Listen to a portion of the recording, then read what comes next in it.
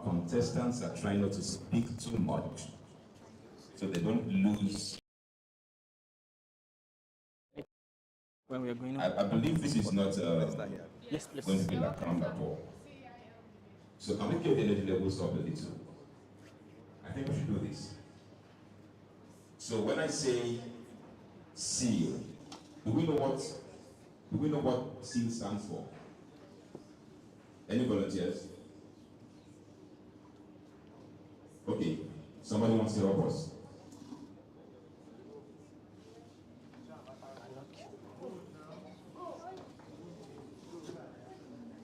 Please come forward. A round of applause for her, please.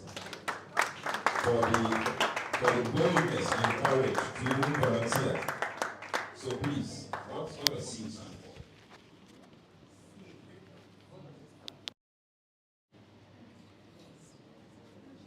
Let's go. Center of excellence. Yeah. For innovation. And leadership. A round of applause for her, please. It takes a lot of courage to even come out. Yes, she did get it. The Center of Excellence for Innovation and Leadership. But here's what I want us to do. When I say Ceil 2024, innovate, lead, and what? Haba. Excel. Innovate, lead, and sustain. So can we do that at the count of 3? Remember, we're trying to get the energy levels up.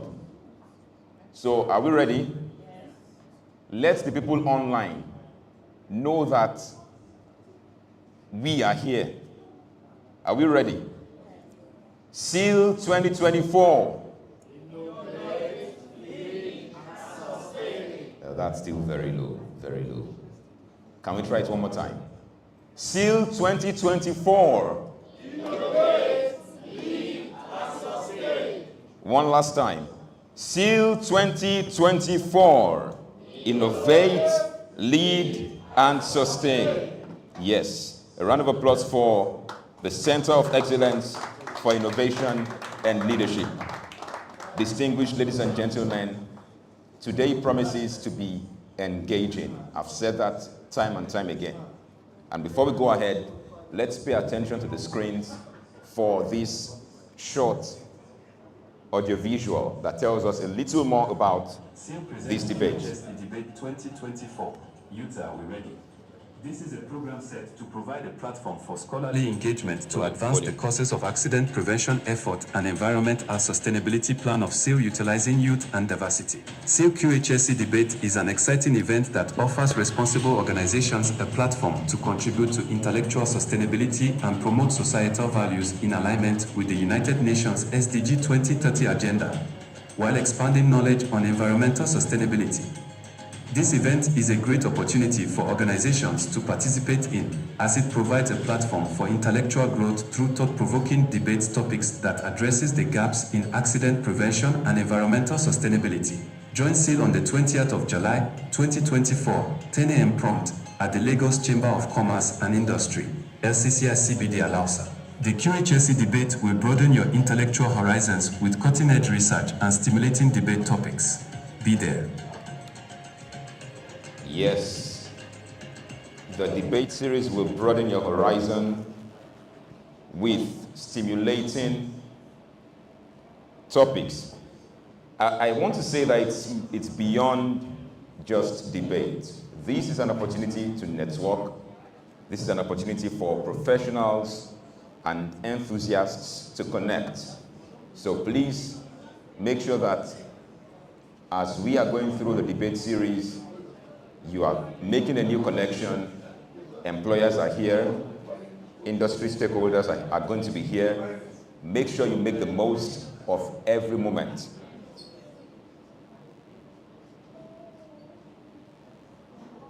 Let me just give a quick rundown of how the debate series will go. As you must have been seeing from publicity materials, we are going to have 3 rounds. We have a total of 6 contesting organizations or institutions who have come here to field their contestants.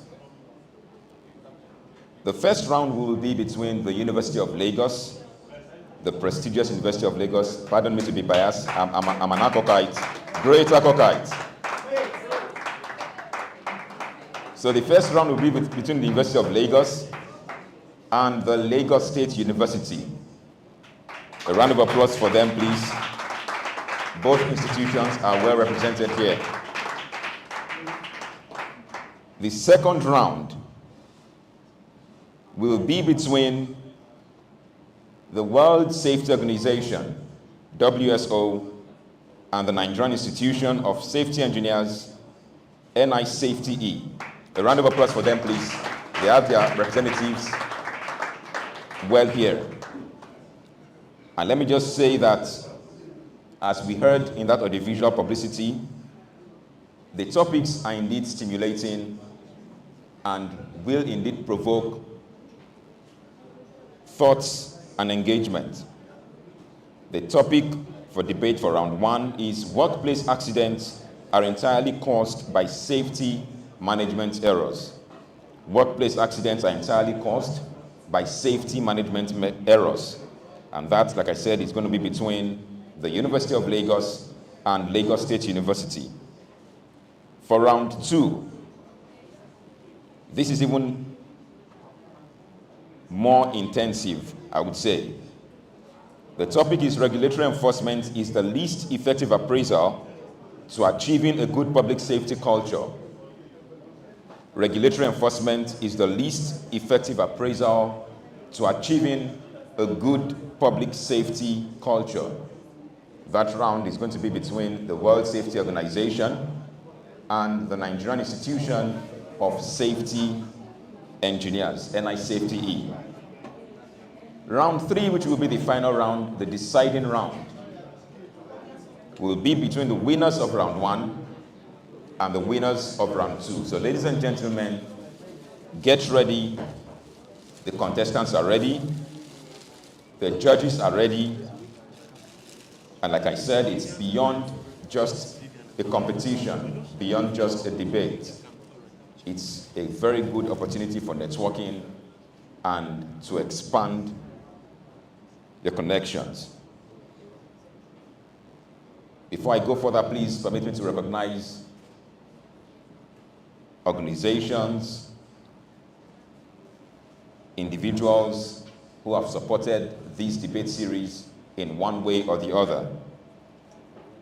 In no particular order, please, let's appreciate with a round of applause the Nigerian Bottling Company Limited, a member of the Coca-Cola Hellenic Group. Please, a round of applause for them, please. We also have Qhse Nations. A round of applause for them, please. We've also got Multiple Development Services, MDS, for health, safety, and environmental consulting.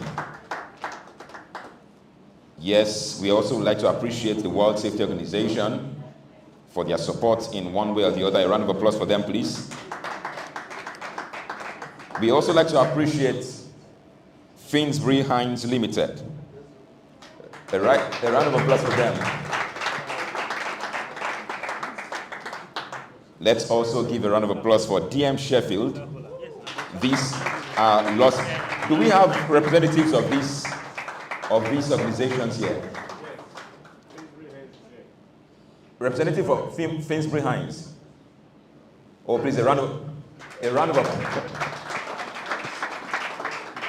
Okay, so please, if I mention the organization and you are representing the organization, please just rise for some recognition. We have Fine Nexus Limited.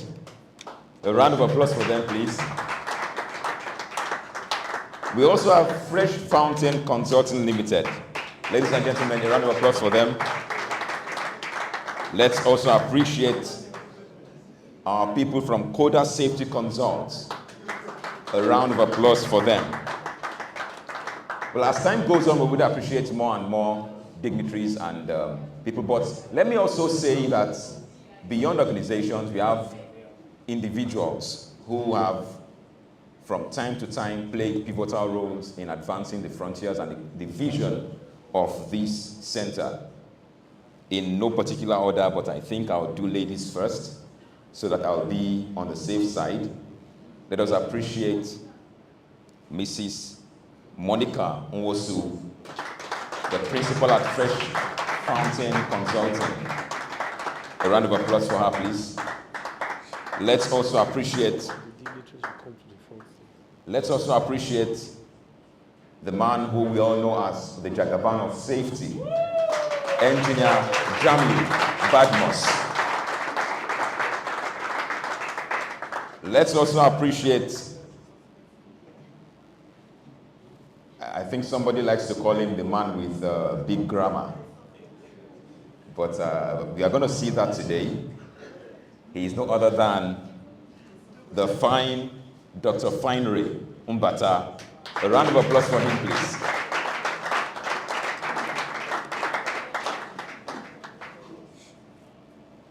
I've been directed to inform all the dignitaries to please move to this side of the room.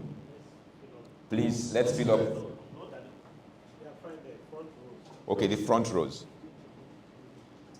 Okay, I think as more dignitaries join, they will fill up the remaining seats. We will generally recognize everybody at one point or the other.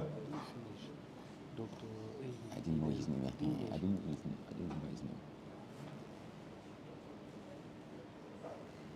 Dr. Eden. And these people.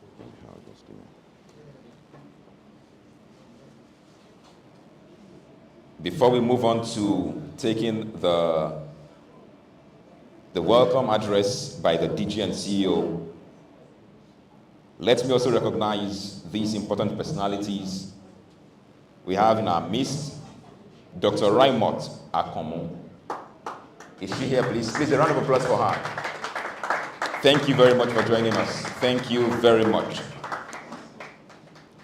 We also have Dr. Chinenye Okafor from the Center for Environmental Studies and Sustainable Development of the Lagos State University. Thank you very much for joining us, ma'am. Let me also recognize at this point Dr. A. Idem. Thank you very much for joining us, sir. Please, a round of applause for him. President, West Africa. Apologies for that, please. I will have to take that again. He is the president, IOSH Africa. OSH. I keep mixing IOSH and OSH. My balance is being threatened right now. Please forgive me for any misdemeanor. Let us appreciate the president of OSH Africa, not OSH Nigeria, not OSH Lagos, OSH Africa, Dr. Ehi Udem. A round of applause for him. Thank you very much for joining us, sir. Thank you very much. Thank you, sir. Without further ado, I would now like to call on the DG and CEO of the Center of Excellence for Innovation and Leadership, Dr. Julius Akpon, the man himself, for the opening speech. A round of applause for him, please. Thank you very much. MC, because Njadanu has said it, you have spelled. And Njadanu is You know, that's what I was saying. Give me the names of the dignitaries. If I don't have the names, I saw him. I know him. I know him. but I can't immediately know his name. Very distinguished So please, I'd like to start by once saying that okay, when it comes back, once anybody comes in, if you have not announced them, let him give you their names. You give it to me so that I don't miss anybody. I was trying to walk around it by saying we would introduce more dignitaries later. That This is in still living our live. whole lives, we have decided that we will give back to the earth. It was in that decision that the Center of Excellence for Innovation and Leadership was created. And we feel so delighted that at just a slight call, we have all of you seated here to grace this occasion. Please, before we go on, I'd like to run us through a clapping session. I'd like to say that we please clap for the participants those who took part in this debate last year. Representatives of the Qhse Accolade, representatives of the Institution of Occupational Safety and Health at West Africa branch,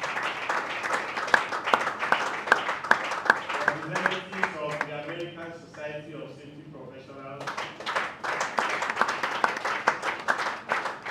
and representatives of the mother safety professional body in Nigeria and by extension Africa, the Institute of Safety Professionals in Nigeria.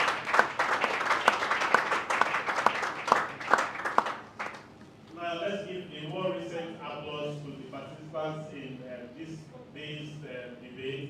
I'll call them together so that I don't want to belabor you. So let's just call all of them, then you can now clap.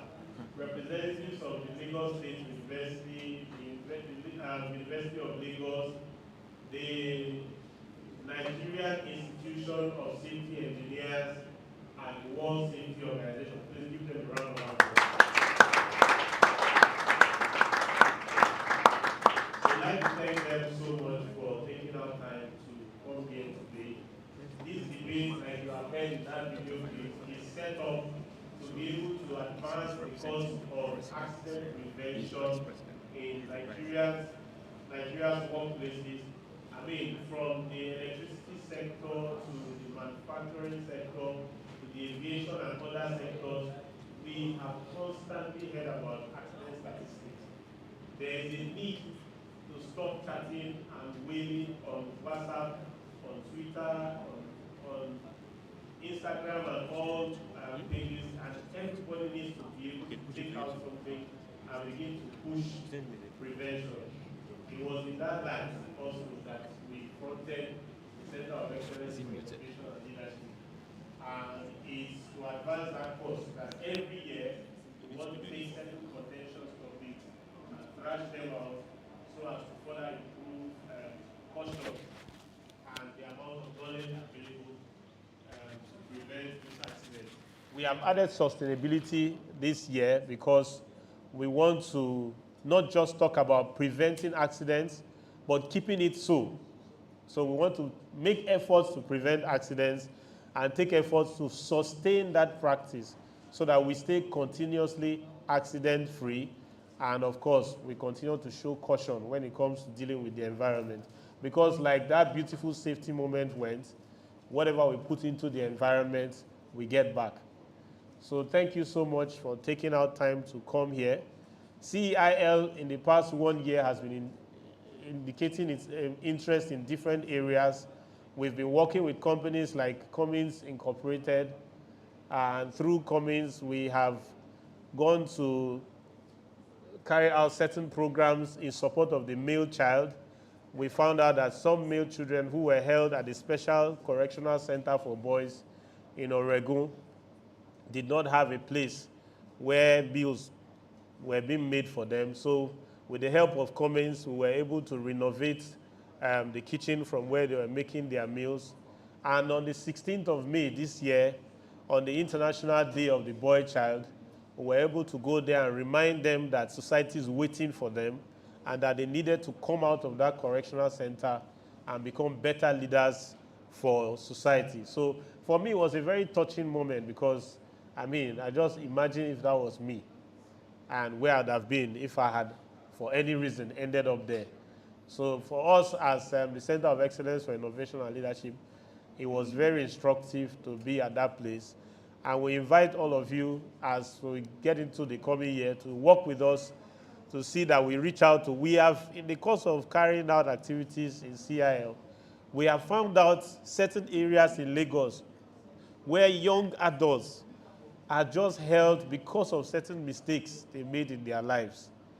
And as CIL, we want to get into advocacy to bring these people out and show them the way. Because in our world and in our society, we have found out that certain people came out of prison and became something else fantastic in this world. So we want to improve awareness in that direction to bring these people out and help them advance the cause of humanity. We believe that you can all work with us. Our vision is that next year, when we are having this event, it will not just be a debate. We want to organize a very broad sustainability innovations conference. We want to bring organizations to talk about efforts they are making to uphold sustainability. And we want to bring other organizations to learn from organizations who are doing it. We want to bring presenters in the academia, in all walks of life to talk about sustainability and what we are all doing to achieve the 17 Sustainable Development Goals. Beginning from today, we will commence partnership. We'll begin to seek partnership to advance the cause of that conference. We want it to be a 2-day conference, and trust me, it's not going to be small. And I believe that all of you are going to be part of the organizers. Because CIL, there's no DG or CEO in CIL, to tell you the truth. I'm just one of the workers that is trying to bring this initiative. And every one of us here can hope to become one of us. There's no criteria for joining. There are no forms to fill. All you need to do is get interested in working for humanity. And whether you call CIL or not, when you wake up from home and come out and do something to save the environment, you have just supported the cause. So we call on all of us to become passionate in this direction. I have been working with the debaters. I've been in the WhatsApp group with them for a while. So I don't have a lot to tell them because we have so discussed.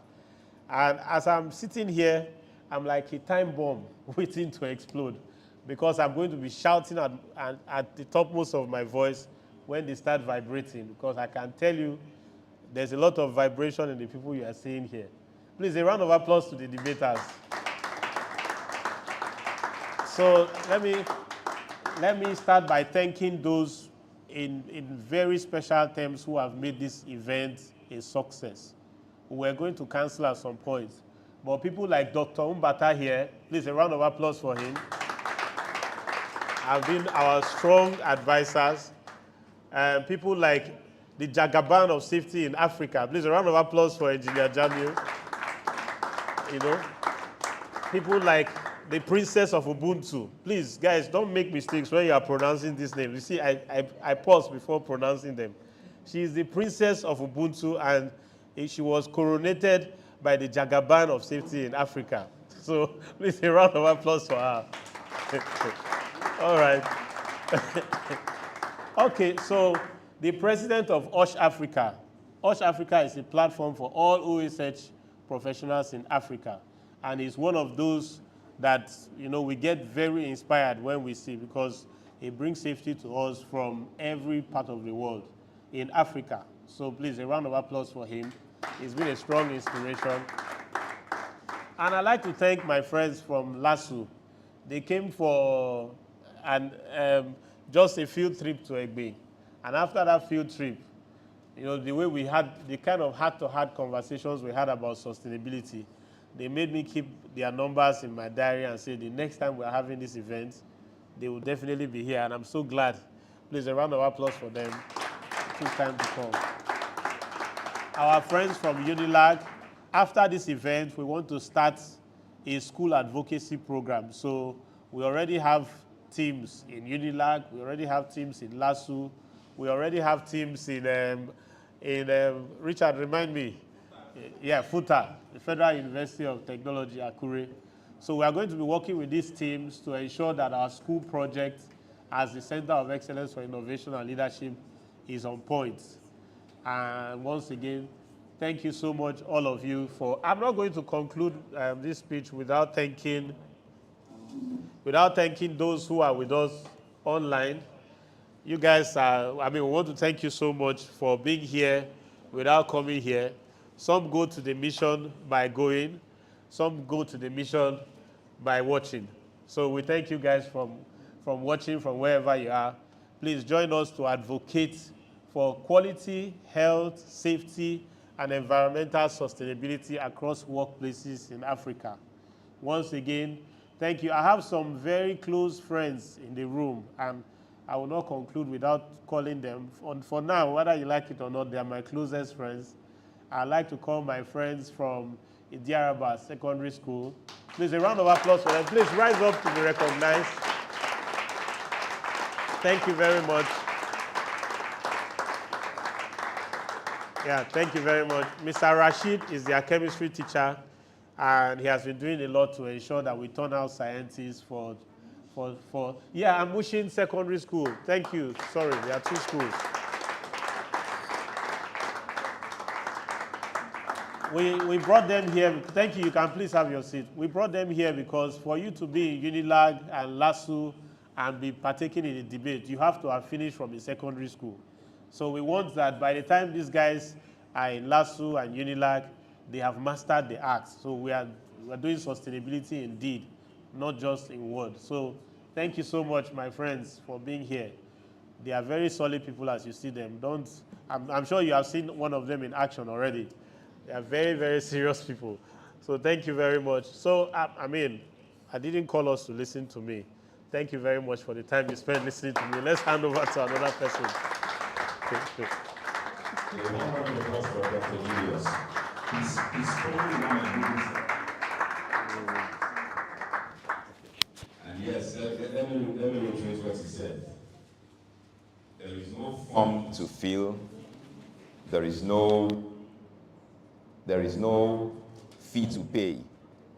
Once you are interested in advancing the cause of humanity, you can be a part of the Center of Excellence for Innovation and Leadership. So please, if the call drops in your heart, please do the needful. You can see Dr. Julius to enlist in the workforce.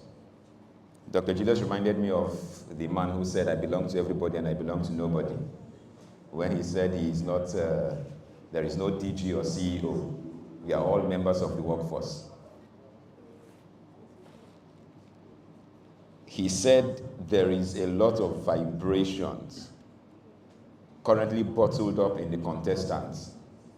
And so please get yourselves ready, get your minds ready, all the way from University of Lagos, all the way from the Lagos State University, to the World Safety Organization, to the Nigerian Institution of Safety Engineers. Our contestants are ready to ramp this place up, to cause some paradigm shift. I said it earlier and I'm going to say it again. This is beyond just a debate series. Even before we get to next year, as Dr. Julius said, where we'll have a broader innovation conference. While it is here today, make sure you connect with somebody new. Make sure you expand your connection. Make sure you are living with at least one new contact, because this is a gathering of professionals. This is a gathering of employers. This is a gathering of industry stakeholders and key players. Without wasting any more time, I would like to call to give the remark by the president of the Center of Excellence for Innovation and Leadership. That's Professor Charles Ogulogo, who today is ably represented by the Vice President of the Center, Dr. Fineray. Dr. Fineray Umbata. Please, a round of applause for him as he comes to deliver the President's remark. Please keep it going until he gets here. Please keep the applause going until he gets here. Dr. Finere Umbata, representing the President. You're welcome. Thank you. Dr. Julius, Ladies and who is gentlemen, supporting please pardon me, I have cold, and I've been having that challenge of speaking out very well. Well, my task is simple, and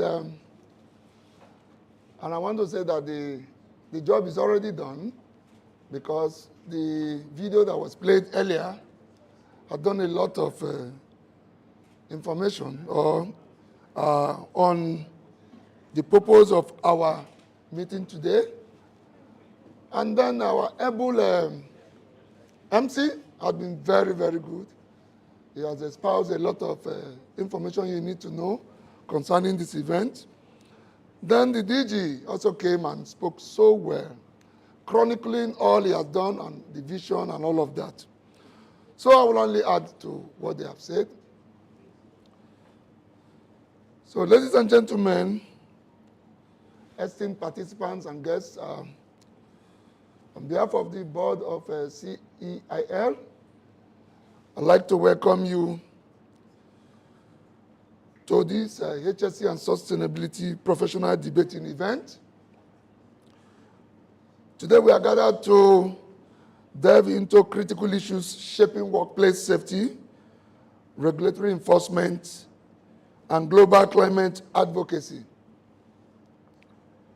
These topics are not just timely, but crucial for the shaping of policies that impact our communities and the environment.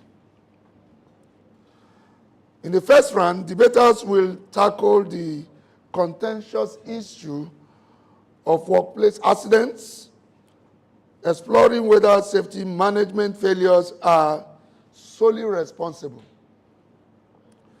This theme strikes at the heart of organizational responsibility and risk mitigation strategies. Moving into the second round, our participants will discuss the effectiveness of regulatory enforcement in fostering a robust public safety culture. The topic invites scrutiny of regulatory frameworks and their impact on compliance and safety outcomes. Finally, in our third round, debaters will confront the provocative assertion regarding the United Nations climate change advocacy. This debate challenges perceptions on global environmental policies and international cooperation in addressing climate change challenges.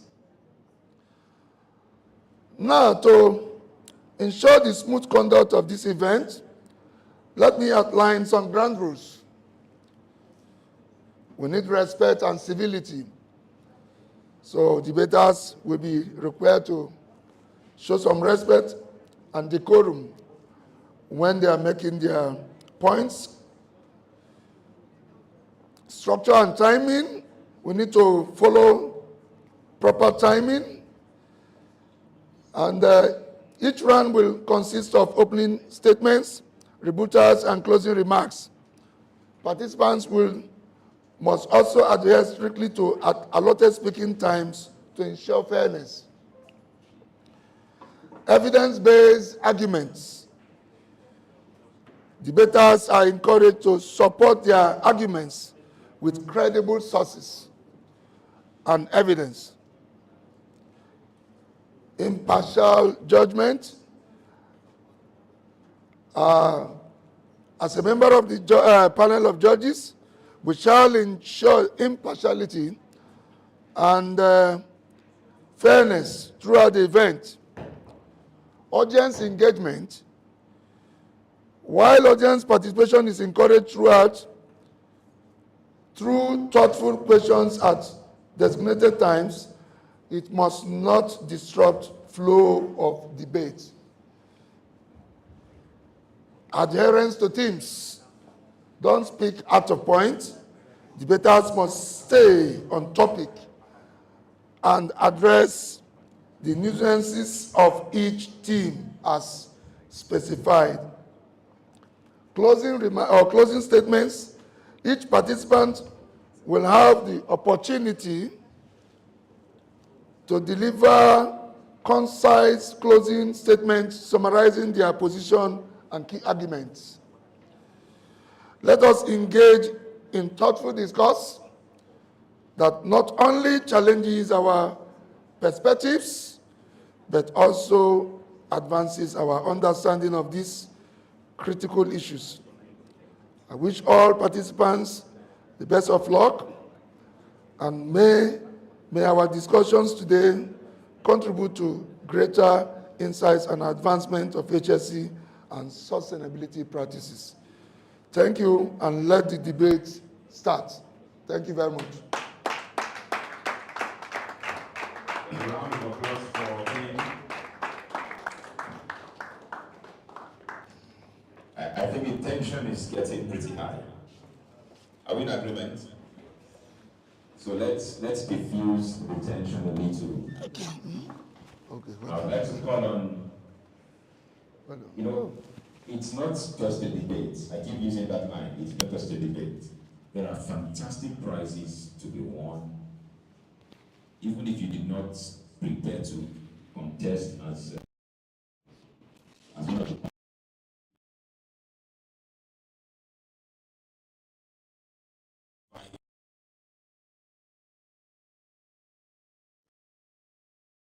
will conduct what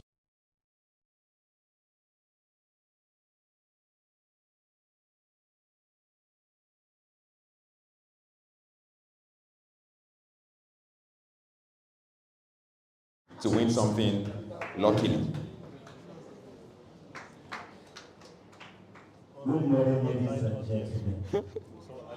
Yes, today is a wonderful day. As you all know, my name is Lucky, and I believe everybody is lucky today. That's why I want to congratulate.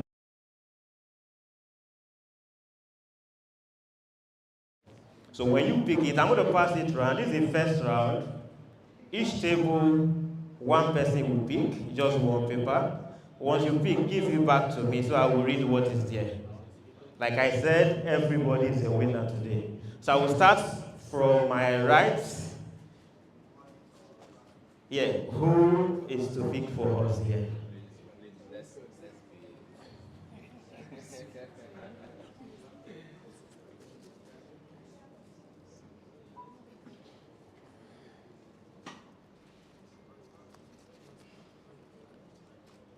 Wow.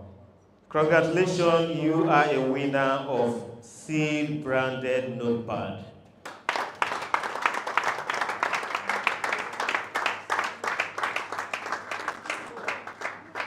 Okay, ladies.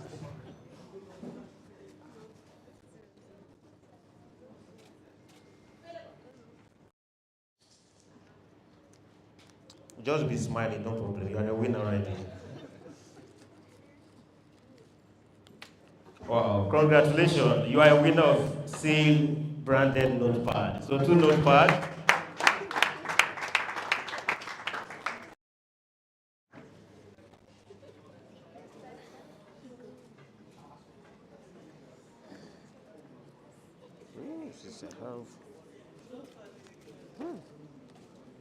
Wow, it seems I have so many notepads in this lucky tip. So congratulations, you won yourself a branded notepad from Ceil.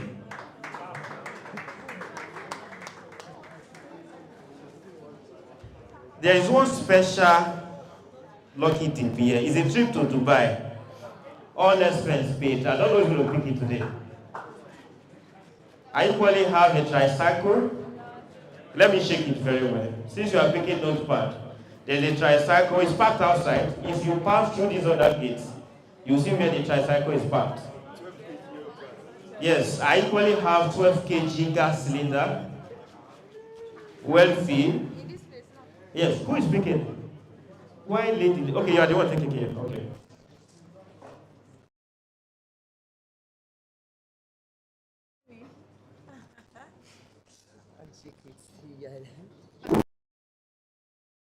Yourself a handshake with the MDCIN. Come on, come on. It's a wonderful handshake. Yes. MD, your presence is needed.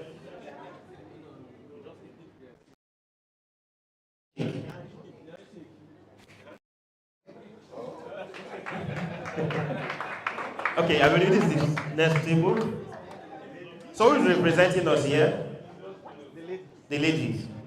It seems my next word I have to be a lady. You might win the tricycle. I don't drive. You put it on business. They will deliver in everything.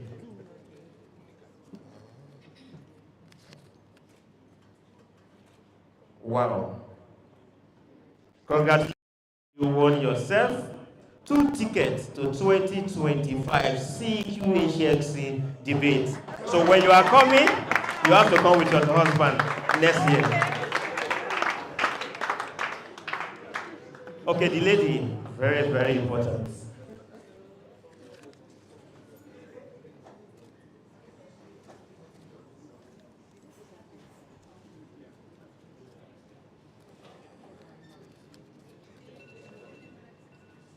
Wow, congratulations. You just won yourself a handshake with your neighbor. So give your neighbor a handshake. Thank you very much. Okay, who is representing us here? Okay. No, let him. Let's balance it. You must win the Dubai trip. Yes, Dubai trip. Wow, congratulations. You've won yourself a trip to go and give your neighbor a handshake.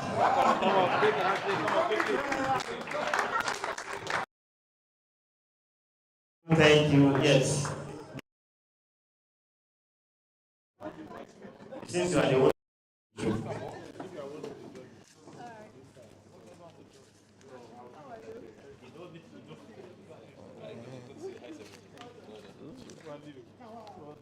Wow, you've won yourself. Congratulations. A stainless teacup. Say what up.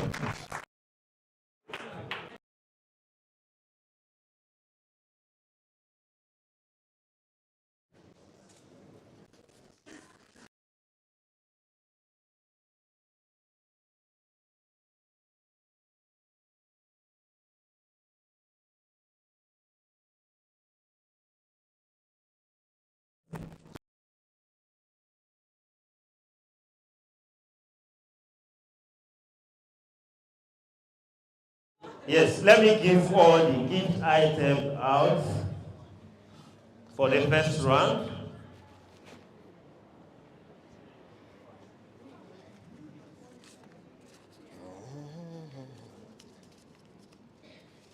Stainless teacup, sustainability.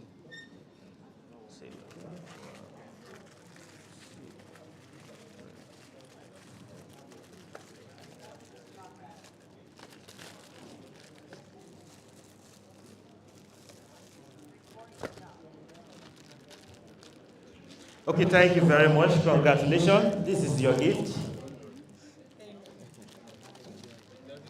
Yes. You want to give that time, right? Yes. Congratulations. This notepad is a special notepad. It's better than the one they gave to you before. Okay, congratulations. You need another handshake? Are you okay with that handshake? Okay.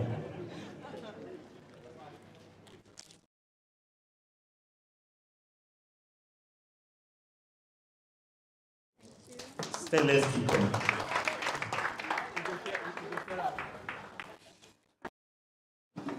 Okay, thank you very much for the first round of the Lucky Team. I'll be back again. A round of applause. A round of applause for Engineer Lucky. So I'm sure quite a number of people got lucky. Even if you are lucky enough to receive a handshake.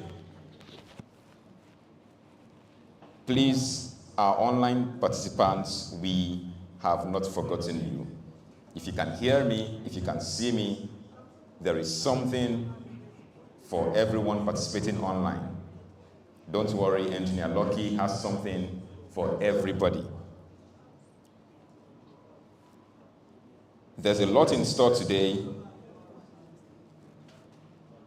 and at this point I'd like us to take a moment to recognize our contestants. They have prepared, they have burnt the candles, the midnight candles, they have done the research work, and they are here today to either propose or oppose different motions and topics. Let me begin from the prestigious University of Lagos, the School of First Choice, and the nation's pride. Even people from LASU are concurring.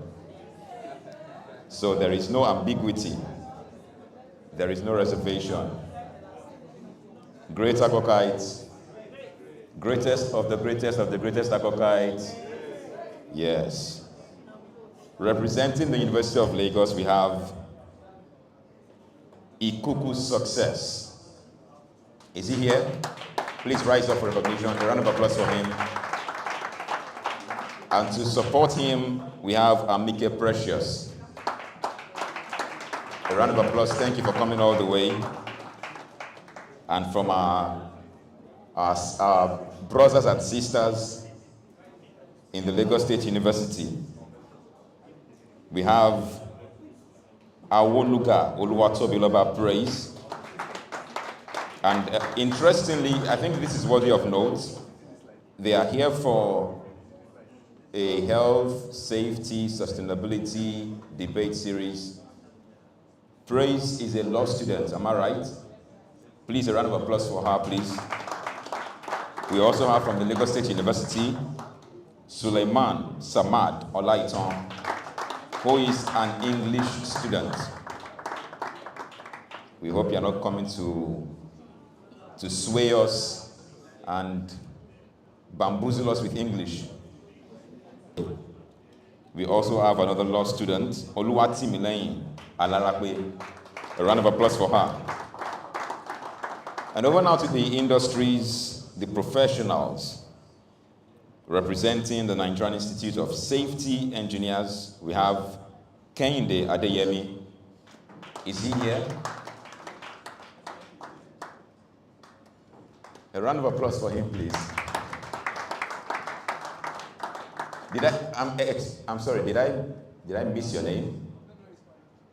Well, it took you a second to, I tell you, these people are loaded. They are loaded, they can't even remember their names. Wow. A round of applause for him once again.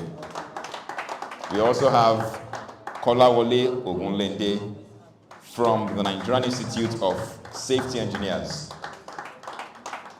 And from the World Safety Organization, we have Ambassador Sean Nonso Nwagu. Is he here? Represented by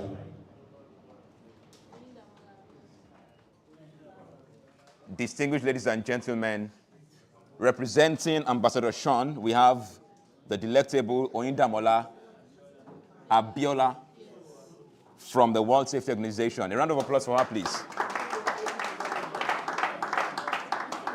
I'm so sorry you can't see her beautiful face, but once the power is restored and once she steps up to give her debate, you will see that.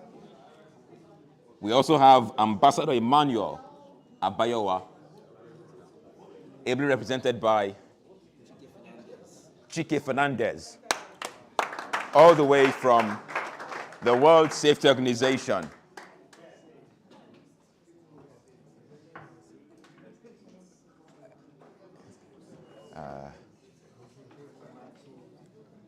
I believe you can all hear me clearly.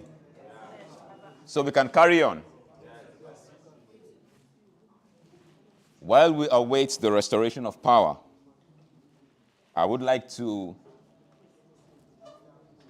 introduce, so I'm introducing them now, but We will wait for power to be restored before I call them up to come forward. Our esteemed judges for this debate. Right on time. Let me begin with the Princess of Ubuntu, as put forward by Dr. Julius. She is one of our esteemed judges for this debate series. She's a chartered management systems consultant and coach, and a proven ISO Qhse certified management systems lead auditor, and a certified trainer across several standards, including quality, safety, occupational health, environment, business continuity, sustainability, and risks management systems. ISO 9001, 45001, 14001, 22301, 31001, and 21502. She's an ASQ certified manager of quality and organizational excellence. She's a quality auditor, certified Lean Six Sigma Black Belt, certified Agile Project Manager, ISO 21502, and NEBOSH IGC certified. She is a management systems consultant for over 20 years now, with cognate skills and expertise in business process restructuring and re-engineering, lean improvement initiatives, environmental management, and sustainability. She has successfully completed projects for over 60 organizations within timeline and budget, with over 90% client retention. Ladies and gentlemen, if your hands are not too busy, please make welcome up to the judges' table the Princess of Ubuntu, Mrs. Monica Nwosu, the Principal Consultant, Fresh Fountain Consulting. A round of applause for her, please. A round of applause for her, please. You're welcome, ma'am. Till she sits down, please. A round of applause for her.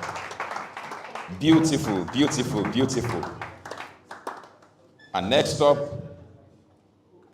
I have a very fine gentleman, whether you agree with me or not. He is the Vice President and Chairman of CEIL Board of Directors. He is also the Chief Strategy Officer of CEIL. He sits in various professional bodies. He sits, on various professional boards. He is the Director of Corporate Affairs, Programs and Communications of the Professional Leadership Practitioners Institute, PLPI. He is also the Vice Chairman of SS Watch and MacPosa's Board of Directors. He is currently the head of Eastbourne Academy and the team lead of Eastbourne's Programs and Stakeholders Management Team. This fine gentleman is a fellow of many professional bodies, amongst which include Institute of Safety Professionals of Nigeria, Eastbourne, Emergency Crisis and Risk Management Institute, ECRMI, Professional Leadership Practitioners Institute, Society of Environmental Toxicology and Pollution Mitigation, etc. He is the CEO and Principal Consultant of Finexus Consulting Limited, a consulting business whose goal is to provide Qhse and sustainability solutions to private and governmental MDAs. Ladies and gentlemen, please make welcome with a robust round of applause Dr. Finere Mbata, the Vice President, CEIL Board of Directors. A round of applause for him, please. He is one of the esteemed judges for this debate series. Such a fine gentleman. Thank you very much, sir. And last but definitely not the least, our next judge is a seasoned occupational health and safety management consultant with over 20 years work experience. He has an MBA and a master's degree in workplace health and safety, and currently is a doctoral fellow researching on workplace health and wellness promotion and impact on workers' health and well-being. Currently, he is the Chief Executive Officer at OHSM, the role he has assumed since 2012. He is a very focused business manager, able to adapt to different spheres of the market. He is a very successful team player, and he is gifted in motivating employees towards collective, defined goals.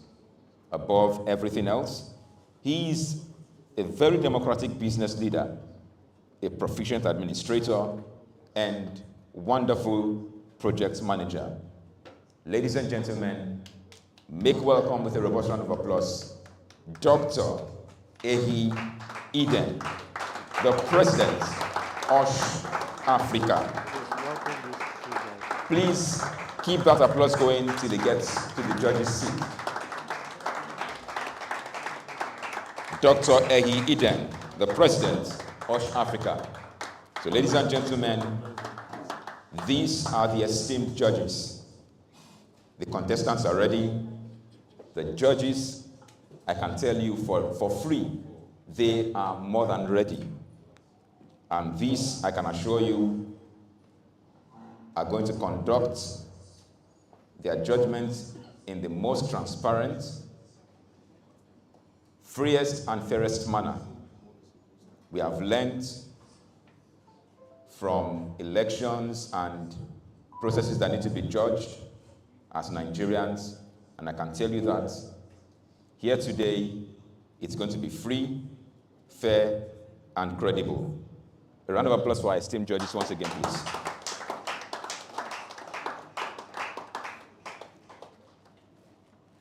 Before we take some more goodwill messages, I would like to recognize some more important persons who have joined us in the course of this event, in no particular order. Earlier on, we appreciated Qhse nations for their support for this debate series. And right now we have in our midst the Chief Executive Officer of Qhse nations in the person of Mr. Femi da Silva. Please, a round of applause for him. Thank you for joining us, sir. Please, you can move forward. Move forward, please. He's a very humble man, but please, let him move forward. A round of applause for him. Thank you for joining us, sir. We also appreciated earlier Coda Safety Consult, one of the supporters for this auspicious occasion. And let us welcome, with a round of applause, this moment, the Chief Executive Officer of Coda Safety Consult, Waliu Adegoke. A round of applause for him.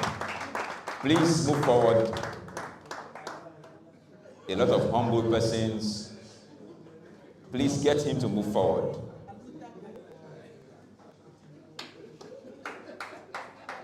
These are the men that move and shape the industry. Thank you very much for joining us. At this point, let me invite to the microphone the Jagaban of Safety, the man himself, Engineer Jamiu Badmos, for a goodwill message. Please, he's coming all the way from the back. Let your applause resound until he gets here. He's the Jagaban of Safety, not in Nigeria, in Africa. You're welcome, sir. All praises and adorations are due to your name. First, we have the beginning, and last, we have the end. Who else is giving goodwill?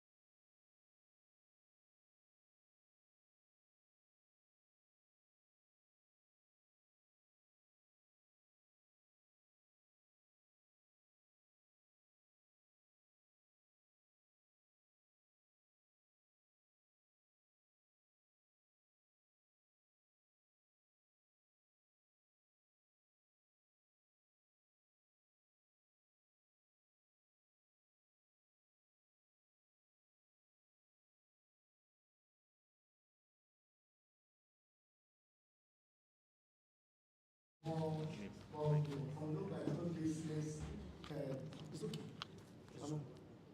I cannot hear me. But you are not, you have done that before. Those on the Zoom, I greet you.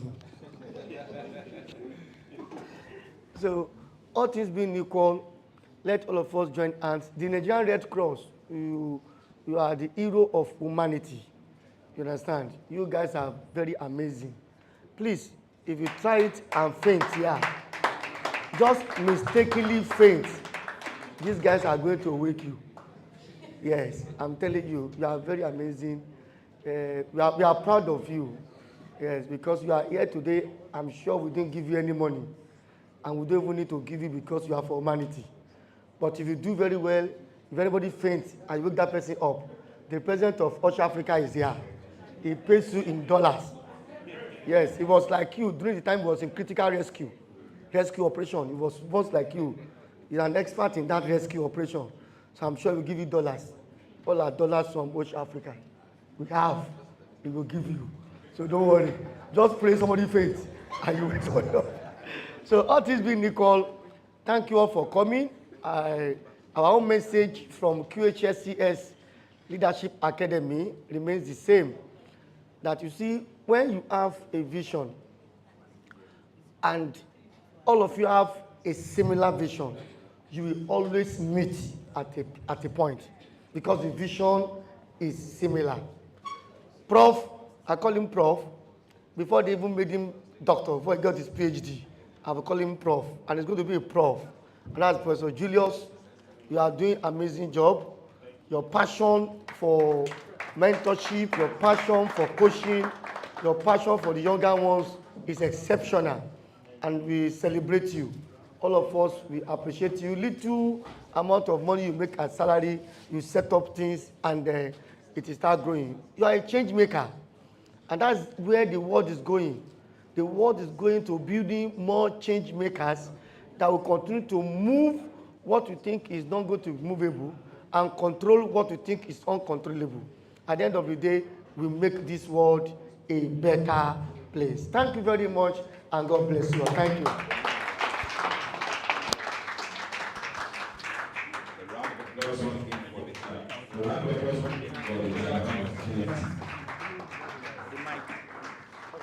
Please, while it is very, very, very important, it is very important to recognize the effort and the presence of the Red Cross Society of Nigeria. He has done that. Please, let's appreciate him once again. I don't think there's any safety event I have anchored that they have not been present at. They are always present. The round of applause for them, please. But please, nobody should mistakenly faint. Please don't mistakenly faint. They are here for emergencies, not willful occurrences. Distinguished ladies and gentlemen, we are getting closer and closer to the main business of the day. Our contestants are ready, our judges are ready. And so without any further delay, we will approach the first round of the Qhse debate, the second edition, powered by the Center of Excellence for Innovation and Leadership. The topic of round one is workplace accidents are entirely caused by the same management errors. The contestant from round one, we will have the Lagos State University going shoulder to shoulder with the University of Lagos. So please let the contestants get ready.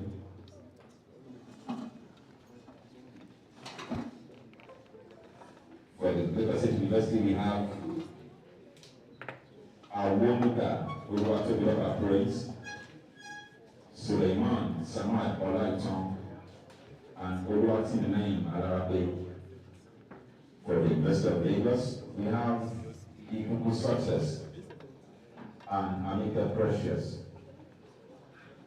While we get ready, I would like to pass the microphone to one of our esteemed judges. Like I said, this is going to be free, fair, and credible.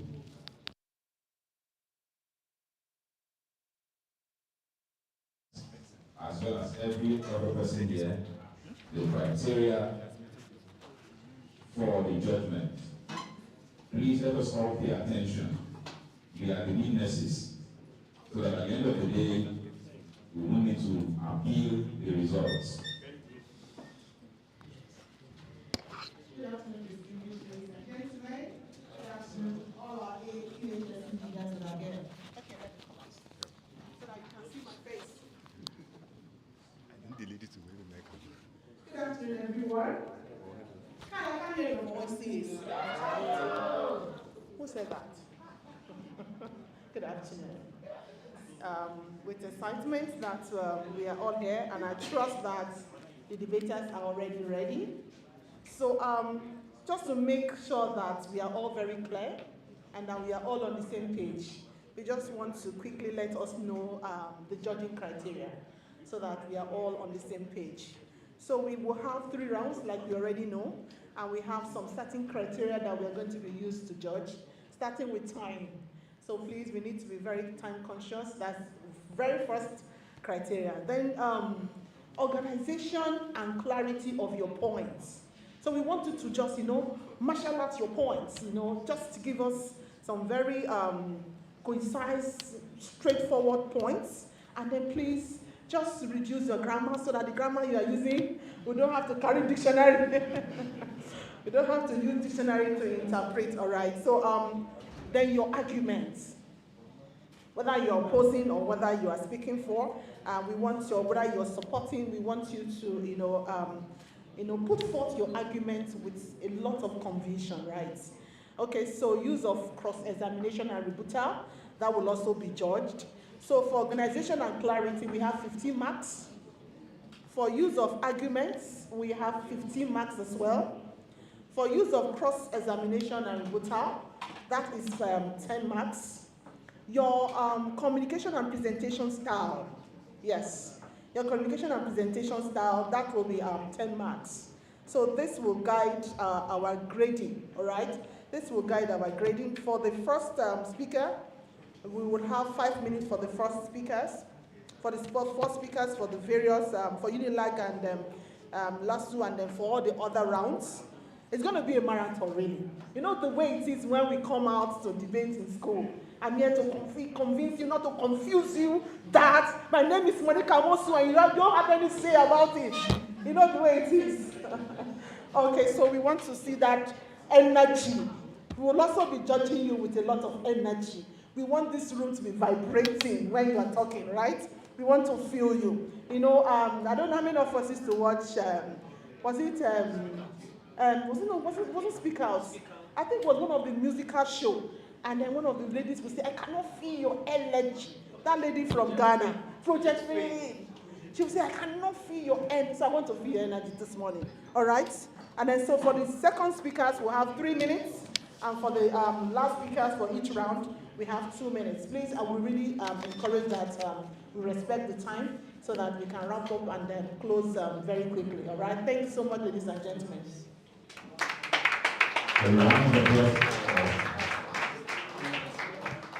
Mrs. Monica Nwosu. You can tell that the judges are ready. She said we need to get the energy levels up. I've said this before. Is it still too cold? It's too cold. Somebody said something about sustainability. It is too cold for sustainability. Interesting. Not to worry, not to worry. Once the contestant gets here, I believe the atmosphere is going to change. So let us encourage them. So remember what we did earlier? Ceil 2024. I think it's only the people in the middle column that know these things. On the right. Ceil 2024. On the right. On my right.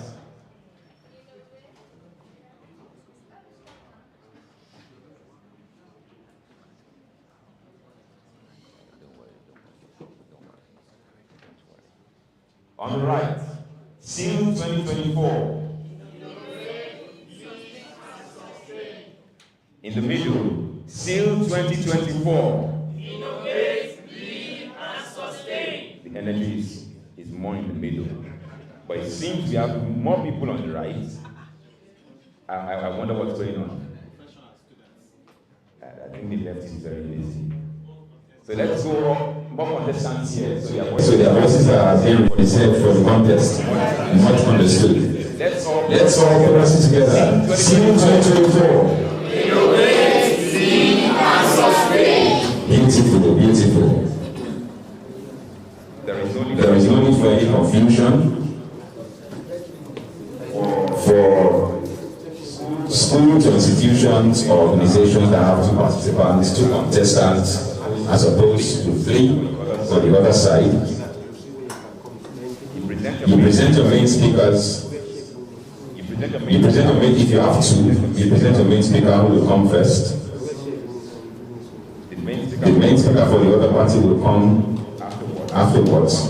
One party is opposing, one party is supporting. The next speaker from the opposing party will come forward, followed by the next speaker from the supporting party. That's right. Now we have a third contestant from either the supporting party or the opposing party, and no contestant is the third. The fourth contestant from the supporting side will come forward and speak.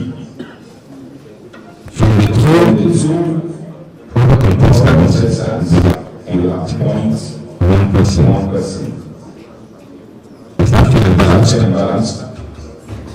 Are we ready? Are we ready? Without wasting any more time. Let me call on the first speaker. Let me say once again that the topic for the first round is what ends are entirely caused by safety management errors. From the Lagos State University, supporting the motion is the University of Lagos. So to propose or to support, I'd like to call on and make it precious. Lead the floor. The round of applause for him, please, as it comes forward. Ceil 2024. Please bear in mind all the time constraints and everything you'll be judged based on. May the best man win. So the time will be displayed on the screen for us all to monitor.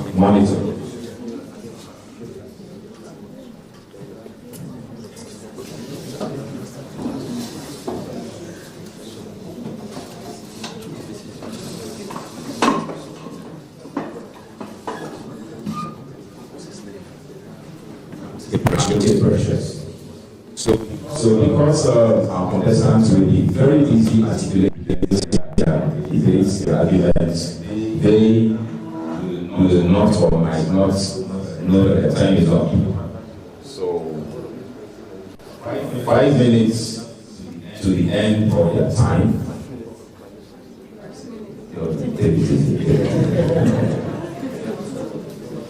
There will be reminders from 10 minutes, 5 minutes, so that you know that the time is running out.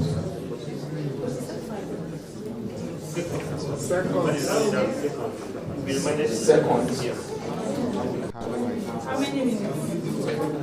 It has 6 seconds will be too short. Okay, that's 5 minutes. So 2 minutes to the end of your time, there will be a reminder.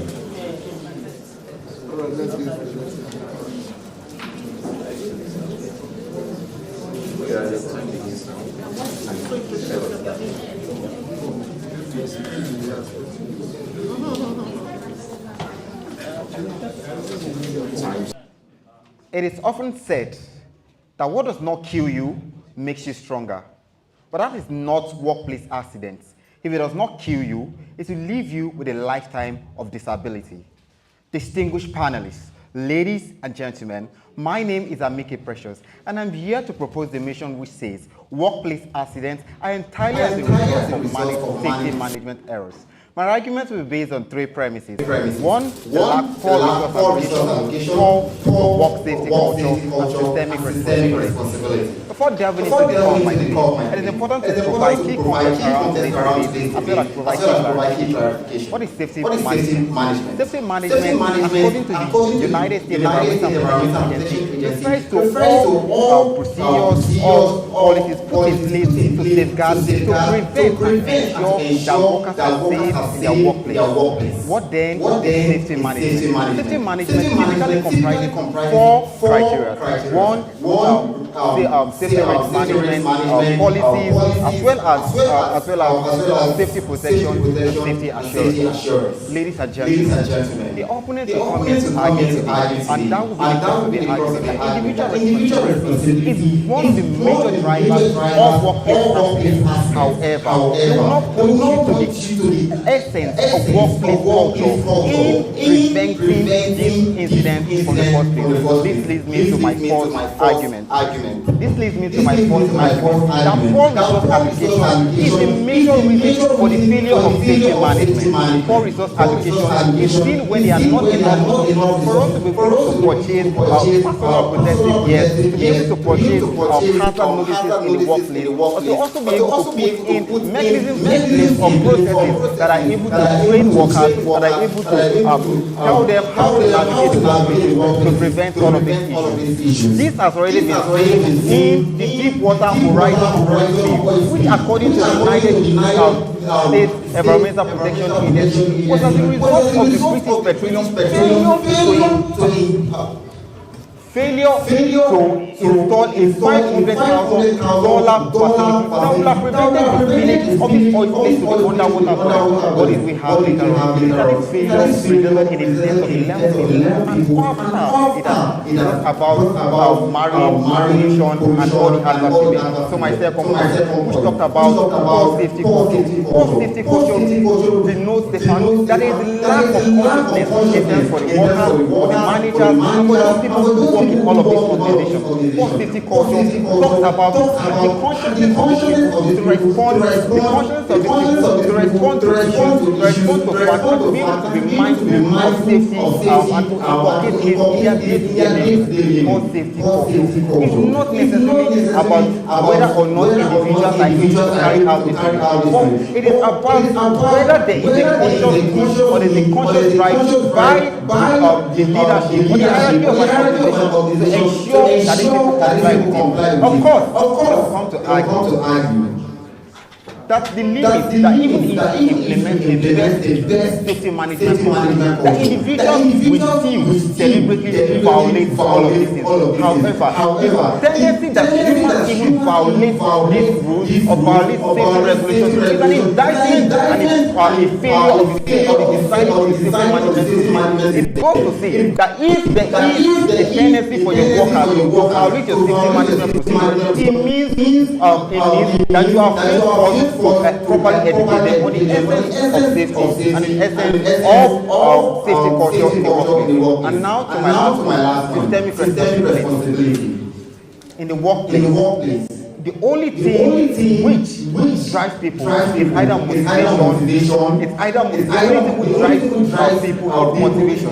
When people are motivated to work, when people have good pay, when there's proper ventilation, when there's proper lighting, people are more incentivized to work. However, when we have something like the Amazon warehouse, when people are made to work through something more than cash, people are made to work overtime, are not able to take breaks, are able to take breaks that will necessarily that will necessarily enable them to function effectively. All we have are people who are not able to function effectively and to take note of safety management procedures. In the end, let us remember the words of Dan Brown, that an incident is just the tip of the iceberg, a sign of a larger problem below the surface. Thank you.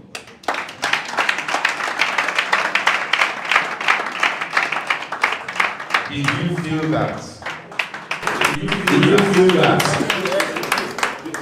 without wasting time, the opposing institution will come forward and representing that institution is an award that we were talking about praise. Round of applause for our come forward, please. You have 3 minutes. Oh yeah, first speaker. Apologies. 5 minutes, please.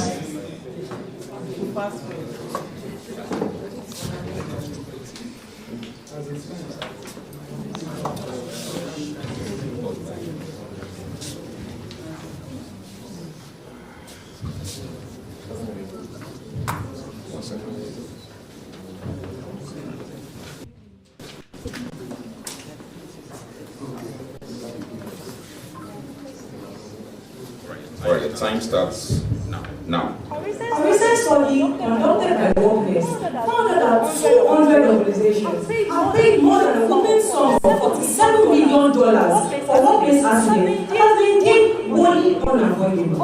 Also, Behavioral Science Technology (PST) estimates that between 80% and 95% of workplace accidents is as a result of risky behavior.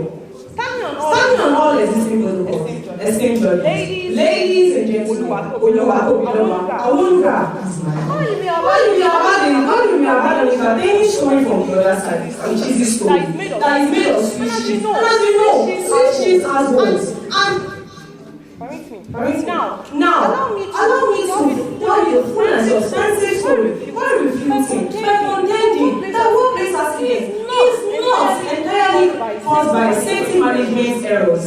Ladies and gentlemen, Belgium Federal Public Service consider this to be any accident experienced by a worker during and due to the performance of their employment contract, which may cause injury.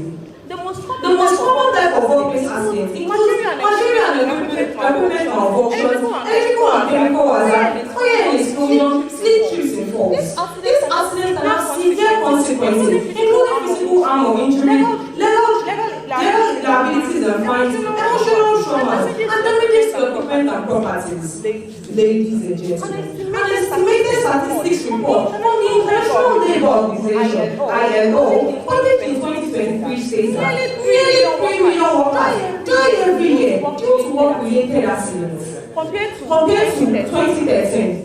Also, it estimates that 395 million workers worldwide sustain non-fatal work injuries. So let's say that workplace accidents is entirely caused by safety management error. It's a facade, and it is safe to say that it's just one piece of this puzzling puzzle. Ladies and gentlemen, for proper elucidation, the opposing team should provide research and provide full concise submissions as to why workplace accidents are not entirely caused by safety management errors, and they are L. Lack of safety awareness. A. Advancement and automation reduction. S. Software glitches and external factors. U. Unforeseen circumstances and human elements.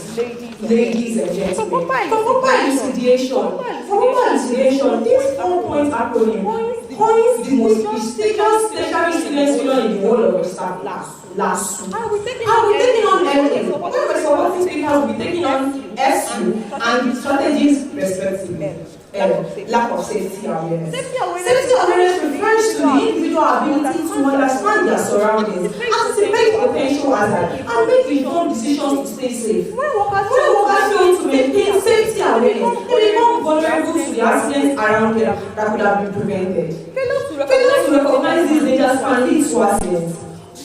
Failure to reduce can lead to accidents. Let those who can hear and those who can see. That point number 1, lack of safety awareness can lead to workplace accidents. Advancement and automation reduction. An increase in automation can serve the dual purpose of reducing workplace injuries related to lifting, falls, and hazard. Reduction in technological advancement and automation is a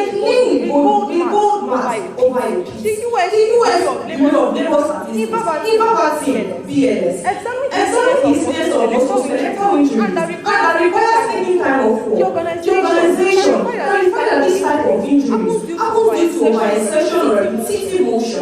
Back injuries comprise the majority of injuries, accounting for 38.5% of musculoskeletal fatigue issues. And the automation accounting for 38.5% of all musculoskeletal incidents. Automation advancement can decrease worker fatigue issues, increase efficiency when maintaining safety, increase employee retention, and reduce labor costs. It also will increase the productivity by alleviating employees from performing physical intensive tasks. Let those who can hear. And those who can see. That point number two, which is advancement and automation reduction, can also result in workplace accidents. Let those who can hear. And those who can see. That point number one, and point number two can result in workplace accidents. Thank you.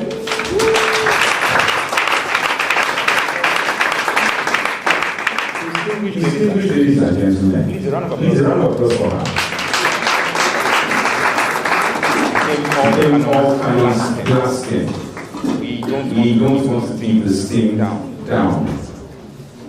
From the University of Lagos, let's welcome Ikuku Success, the second speaker, who has 4 minutes to deliver 4 minutes.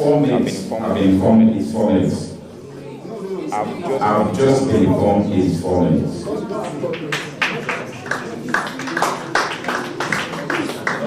I've just been informed it's 4 minutes. Round of applause for Ikuku Success, please.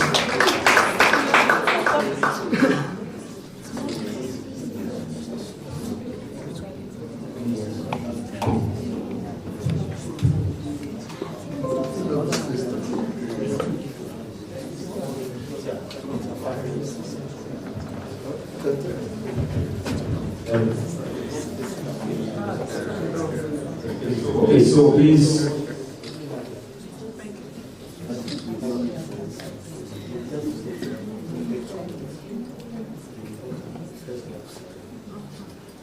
So the judges have graciously awarded the second speakers 5 minutes to give their presentations. Okay, and this is because we like have just 2 contestants, right? So since the third contestant for last week is going to get 2 minutes, the second contestant will get 3 minutes. That makes 5 minutes.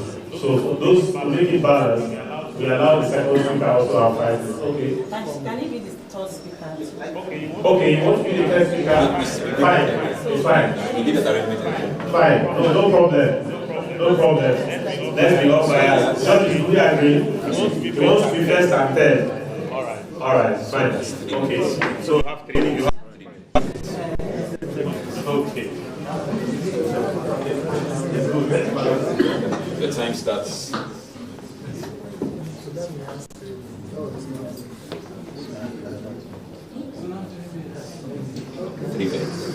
Starts now.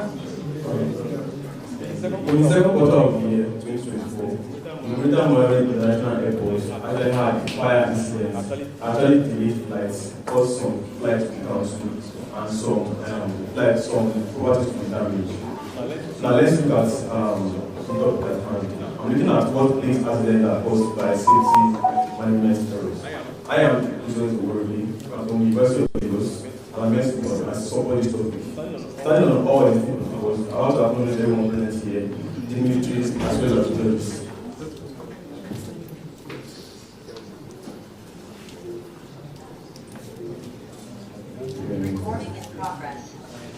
A strong safety culture is actually very important in workplace as it's a very good some safety culture is actually very important in work as it's actually very good value for employees in the workplace. And it's actually good for employees to actually carry it out and actually spread out across the workplace.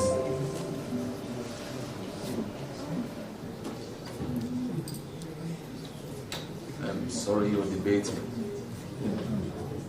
You're debating.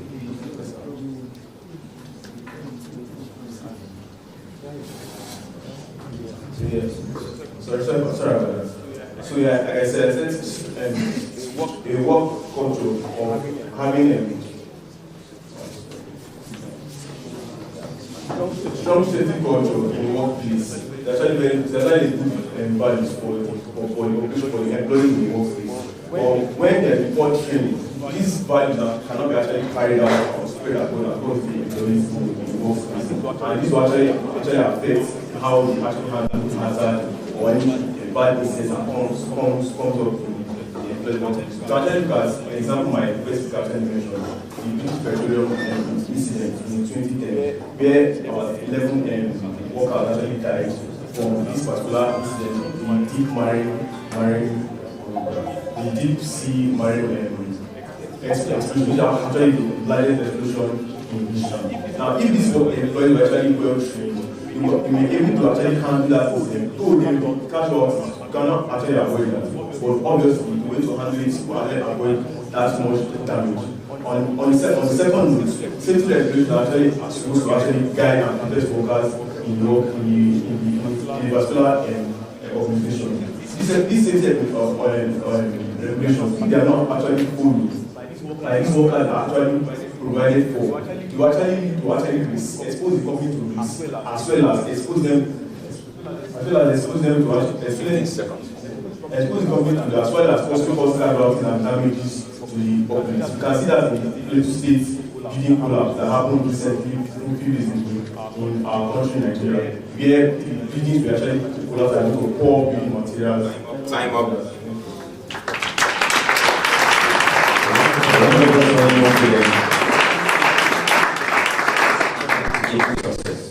Equal success in the rest of the years.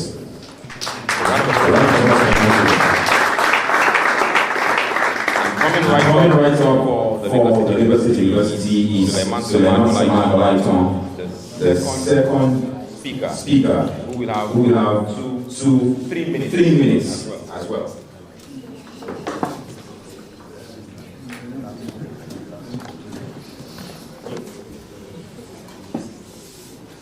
Judges, audience, Suleiman Olaitan is my name, but today, you all need to understand that today's topic centers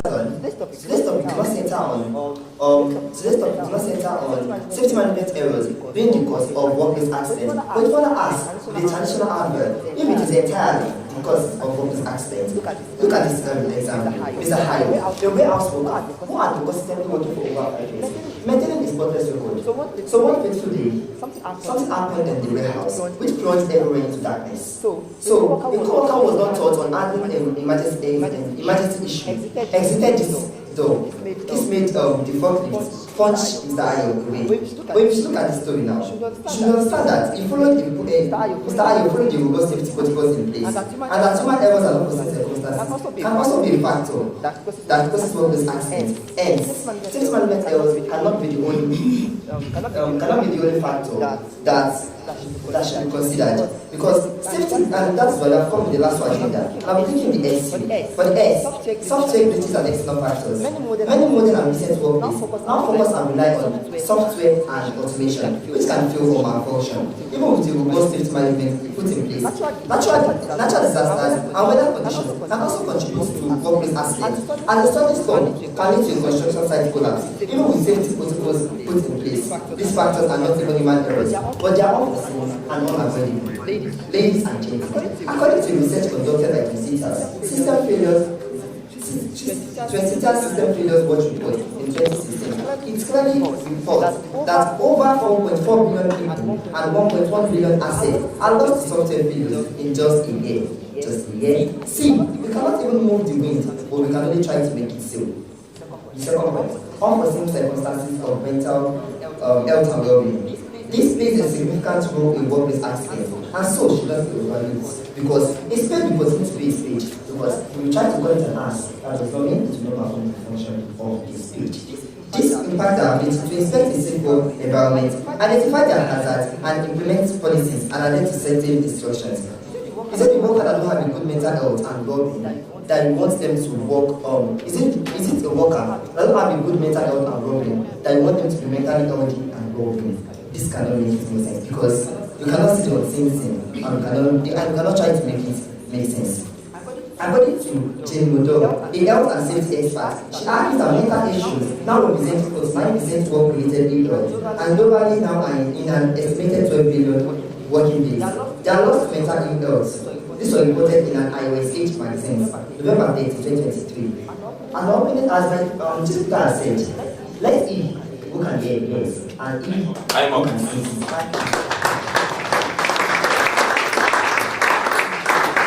Ceil 2024.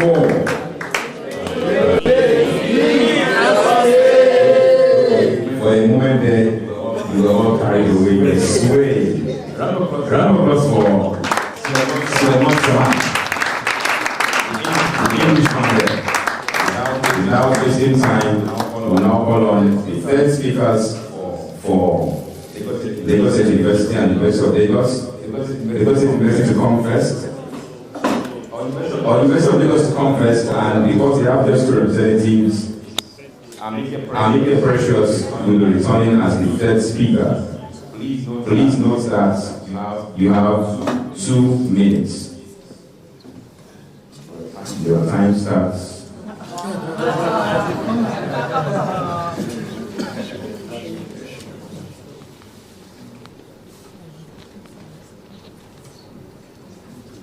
Who will go home with the prize? 2 minutes. 2 minutes. The time starts now. If the foundation be destroyed, what can the workers do? The argument of the opposition has centered on individuals and individuals alone. We have come to cite without providing any context. ILO, 2.3 million people who go through workplace accidents. But what is the root cause?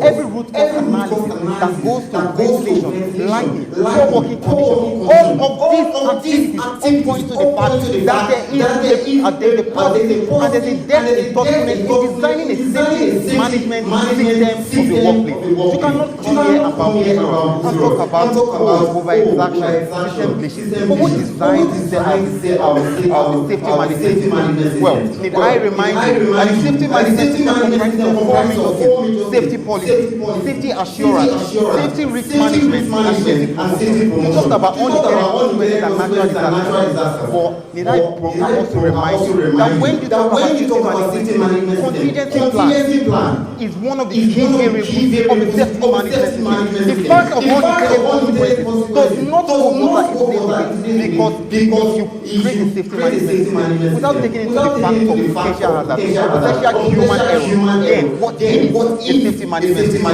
at this point? It's important to know that argument about Mr. Ayo will not make that. The mental health of designing the safety management system, they would have taken that into consideration, and the safety management system would have captured all of them. Thank you. Thank you.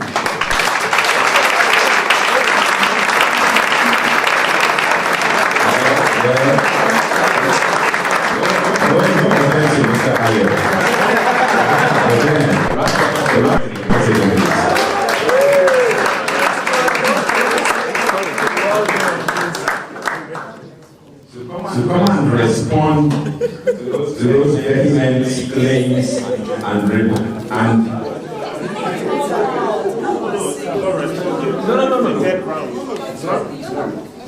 to come and defend the Lagos State University who are opposing the topic. We have Oluwatimileyin Alarape, and she has 2 minutes to do justice to this Tie of the round.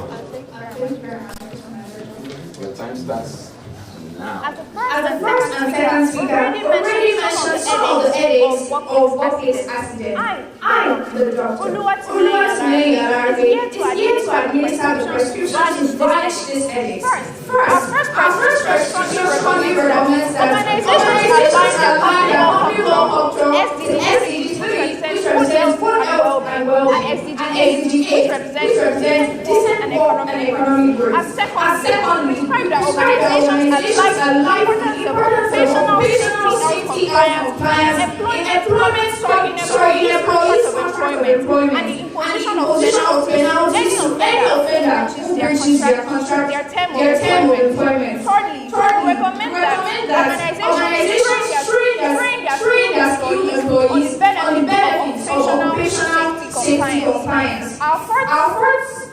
Our fourth contribution is that is an organization operational safety and compliance on national level by providing frameworks that enhance governance and collecting data and building competence. And for our fifth prescription, which is operational safety and health management system by promoting principles and developing gender transformative guidance. Audience. Employers and employees must work together in collaborative efforts to prioritize safety and prevent workplace accidents. And this can only happen by fostering a safety-first culture and implementing prevention of This can only happen by fostering a safety-first culture and implementing prevention strategies. Collectively, we can reduce risk of workplace accidents and create a healthier and safer environment. Thank you.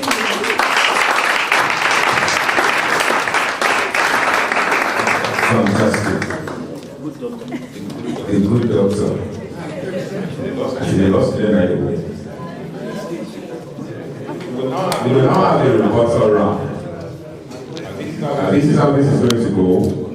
Each party, each side will nominate one person to come and report everything that has been said by the other party. Are we ready? The University of Lagos, are you ready? Who is representing for the rebuttal round? Without wasting time, please let's welcome once again Amike Precious to do justice to the reporter. You have 1 minute. Your time starts now. According to a comparative study carried out in the International Journal of Occupational Safety and Economics, which examined the relationship between worker safety and safety culture, it found that the bulk of accidents and health problems which happen in workplace is down to the failure of proper safety culture.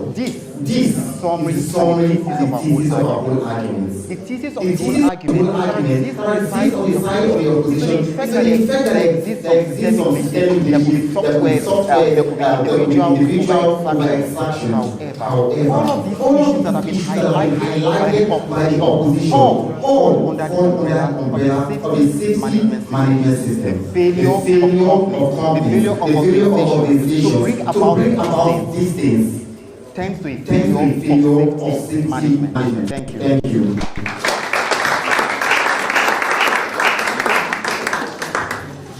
I want to take my microphone away. Who's representing the Lagos State University? All right. Coming back once again to the microphone, ladies and gentlemen, make welcome our wonderful of praise.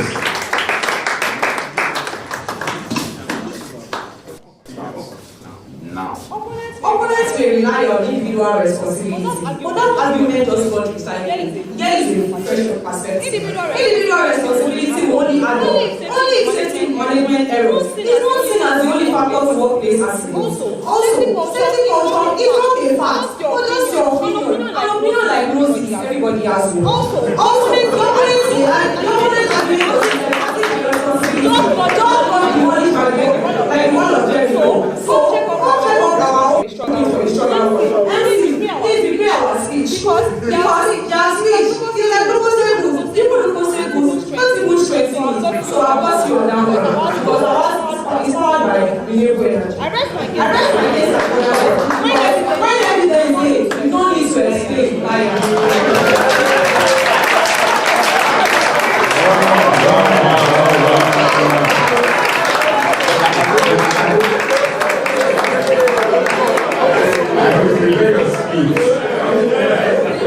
Well, at the end of the day, it's still up to the judges to decide who wins. And I can assure you that our judges are hard at work, trying to come up with the freest fairest and most credible results that you ever see in the history of debates here in Nigeria.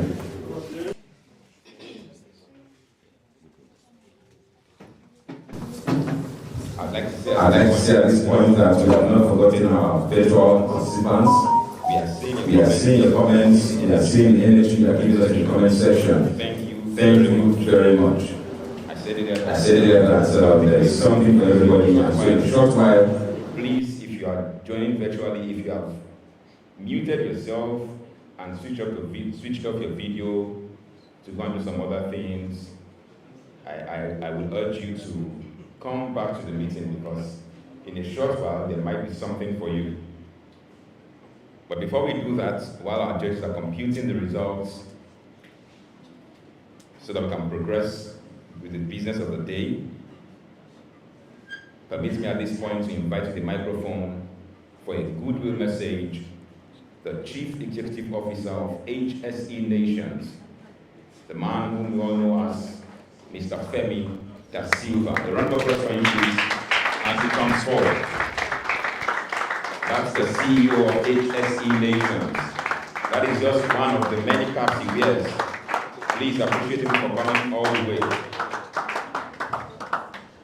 Wow. I want to say a very big thank you for this unique privilege to stand before you to give a goodwill message. First, let me appreciate the members of the I-Table, my very distinguished personality, people that have done so much for. They've been pillars, and they've been quite supportive in all that we do. In particular, let me start with Mr. Kaime Ubata. Thanks so much, sir. Thanks so much for your leadership and everything. Right from the days of MCN down to this. Thanks so much, sir. And to our Princess Ubuntu. Thanks so much, man. You know you're an amazing person. You know I love you. I can't love you less. And so my very amazing guy here, Mr. Lee, thank you so much, sir. Thanks so much for what you do, for the foundational work you've done with the health and safety. I'm eternally grateful, sir. Glory to God. Of course, my own mentor, the man that we tapped in. I mean, there are those people there, without them that Africa would have been in the time back. Thank you so much, sir. Thank you so much for what you do, sir. Whenever I talk about you, I'm always emotional about it. I'm eternally grateful for what you've been able to do. And your continual leadership, you never left us alone. Thanks so much. And Mr. Julius Akon, I mean, you've been an inspiration, you've been a friend. I mean, the very doctor, Julius Akon. You've been a friend, you've been an inspiration. You've been somebody we look for. So thank you so much. And to everyone here tonight, I'm so jealous to mention, you have Babi, my friend, and Sisi there, and every one of you. I mean, your name is just to mention. Thank you so much. Of course, I mean, this is a very beautiful initiative, and each nation and Africa going forward.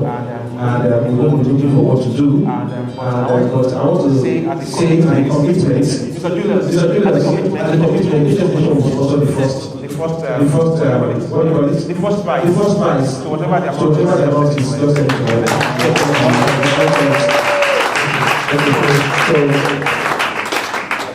I think I can start to try that again.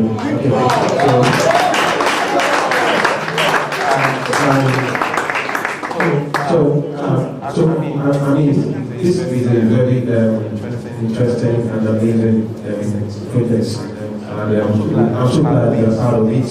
I'm so glad what this initiative is doing. It's going to be very big, it's going to be really big. And for those of you that are going to come to Zambia for the Africa events, I hope you are warming up.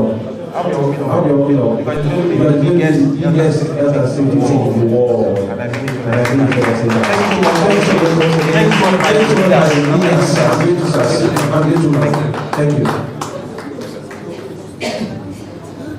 A round of applause once again for Mr. Femi Da Silva. He is the CEO of HSE Nations. And I think we should appreciate HSE Nations for those wonderful donations and promises and pledges. It's the Ceil 2024 QHS debate series, and we have had a taste of the first round. It was fire for fire. It was shoulder to shoulder between the Lagos State University and the University of Lagos. Our judges are completing the results. But like I said earlier, we have something for our virtual participants. If you have gone to do something else, because you know you've muted yourself, you've disabled your video, this is your moment. So let me invite once again Engineer Lucky to, okay, I think the question has already been displayed.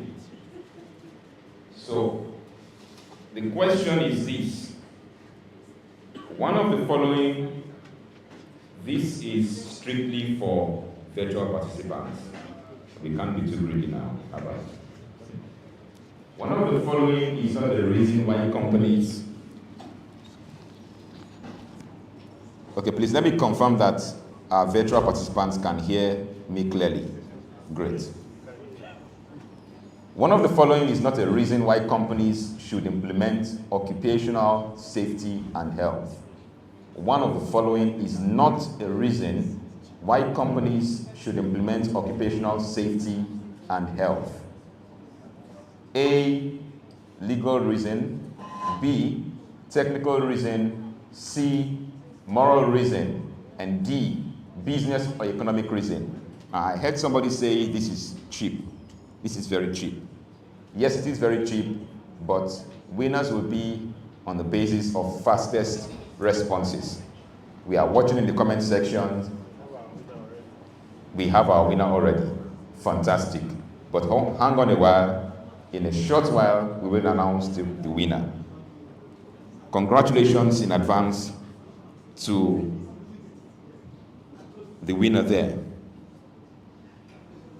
Are we ready for the debate? Are we ready for the debate? No, the winner will For the spontaneous debate, are we ready? Yeah. So how is it going to go? How is it going to go? Do you have a name? Yeah, no name. Someone pick that. So right about now, we want to give the opportunity to anyone or any group of people who might be bold enough to engage in a spontaneous debate.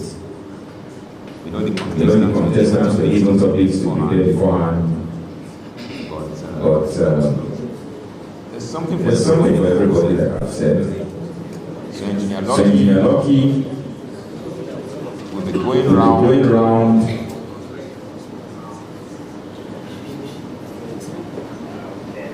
Now this is a tough one.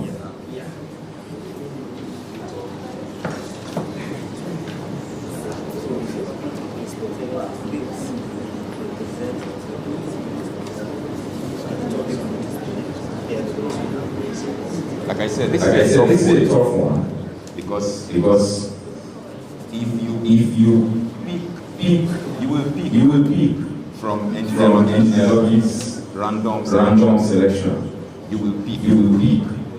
If you pick, you will be given the topic. You will represent your table. Please do not hesitate to pick.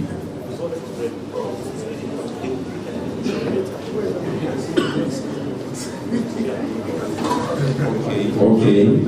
Information is written down that you can relax.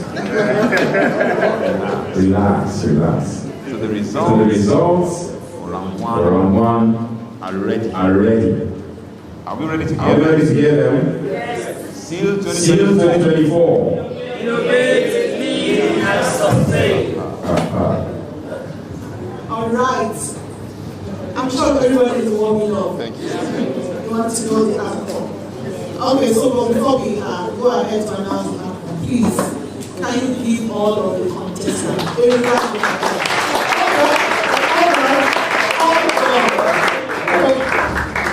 We are going to do it systematically. And there are points where systematically marshaled out, right? Okay, so we are going to say, okay, so we are all going to stand. Let's roll it. Let's roll it. Roll it. We are not rolling it. Roll it. Roll it. Roll it. Keep rolling it. Roll it. Roll it. And smash it. Oh, let's do it again. When I say roll it, roll it, roll it, roll it, if I say smash it, you need to smash it. Let someone downstairs here. Alright? Now let's go. Are we ready? Are we ready? For the contestant, for the panel of judges and debaters. Come on, roll it. Let's roll it. Roll, roll it. Perfect. Thank you so much. Okay.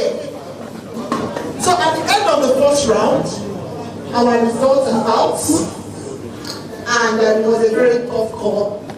Okay, the debaters were able to marshal out their points, and a lot of them were very articulate. So at the end of the first round, we have for Unilag and the total of okay, so in order not to waste our time, let's not go into breaking down all of the points. After we have collected everything and we have totaled everything, the first round we have 250 over 300 for Unilag.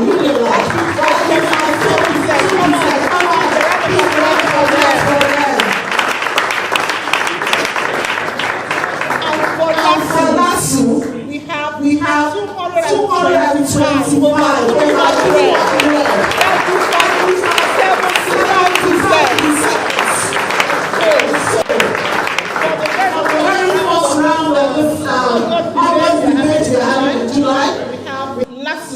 emerging as a winner. Please, a round of applause for them. And they are, yes, they qualify for the next round. I said you should roll it, you forgot. Roll it, roll it, roll it, and smash it. Well done to Lasso and also well done to Unilag. Well done. A round of applause for the contestants once again. And special congratulations to the Lagos State University for coming out top in round one. And they have gone to prepare for the final round. It is going to be a real battle. Without wasting time, we are moving on to round two. And round two is going to be between two professional bodies. This is a higher level. And you can expect that you will see, you will hear deeper things in the industry. The topic for round two is regulatory enforcement is the least effective appraisal to achieving a good public safety culture. Regulatory enforcement is the least effective appraisal to achieving a good public safety culture.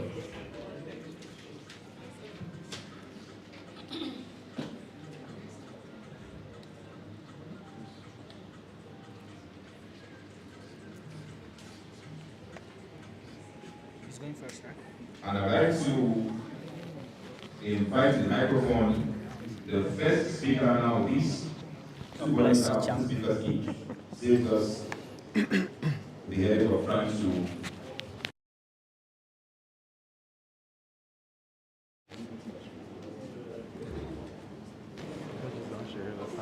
let me once again introduce our contestants for each body as we await the return of our judges. For the Nigerian Institute of Safety Engineers, we have Kehinde Adeyemi and Kolawole Ogunlende. For the World Safety Organization, we have representatives in person of Abimbola, Abiola, and Mr. Fernandez. So while we wait for our judges to return, and while the contestants for round two brush up their preparations, I think Engineer Lucky can now go around with spontaneous debate random picks. Like I said earlier,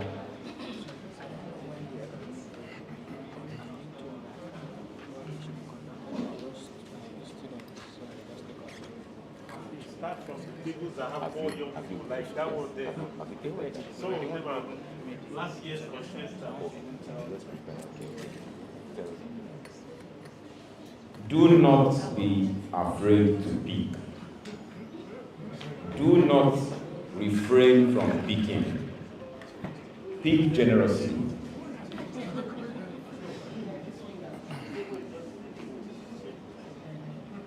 Perhaps I should say this. I've said it earlier. This is not just a debate series. We have employers here. We have the big guns in the industry. So see this as an opportunity to pitch for that next big job. So pick generously. You might be lucky to pick a blank check, but if you pick the spontaneous debate, you will be given a topic and you will be given a short time to immediately deliver.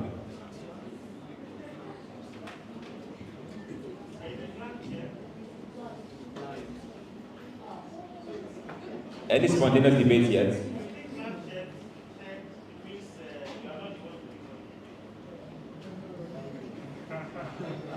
From this table, what do we have? Blank. From that table, blank. Wow. Who's going to be the lucky one?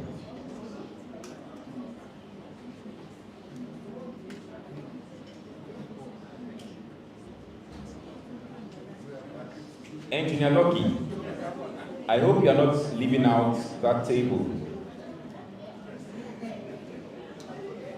That table at the far back. Who will be the lucky one? Has every table been served?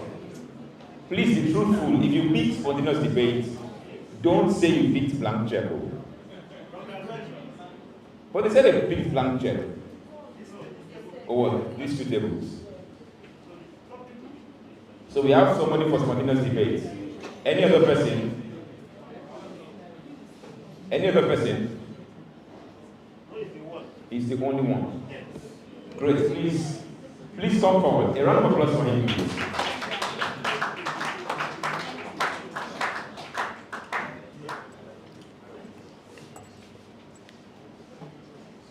Please, you will state your name with joy. You will state your name, your organization, and then your topic will be displayed for you. Fear not.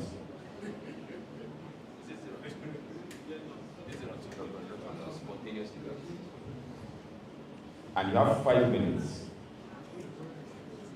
The topic, such a sweet topic. The moral imperative should be the best reason for practicing HSE at work.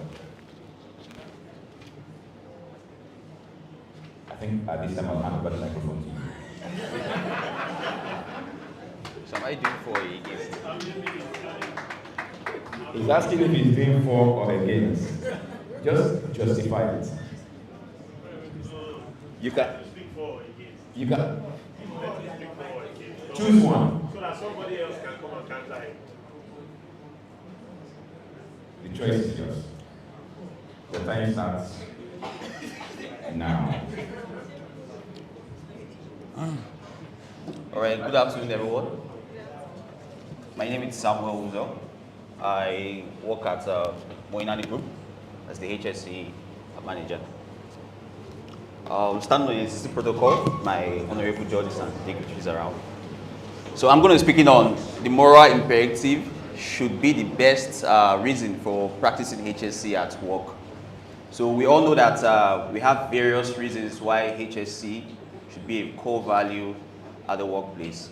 And then we know we have legal reasons, we have moral reasons. I'll be speaking for. So we have moral reasons, we have legal reasons, we also have financial reasons also. Thank you. So yes, moral reasons should be the best out of those 3 basic points. Why will I say that? First, one should be motivated to actually practice HSE in the organization. It should be a core value.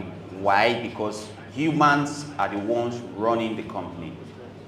Now, we say moral reasons, you look at humans, human factor. Why are we practicing HSE? What's the need for practicing HSE in the organization? We all know that whether you practice for financial reasons or legal reasons, humans are still affected in HSE.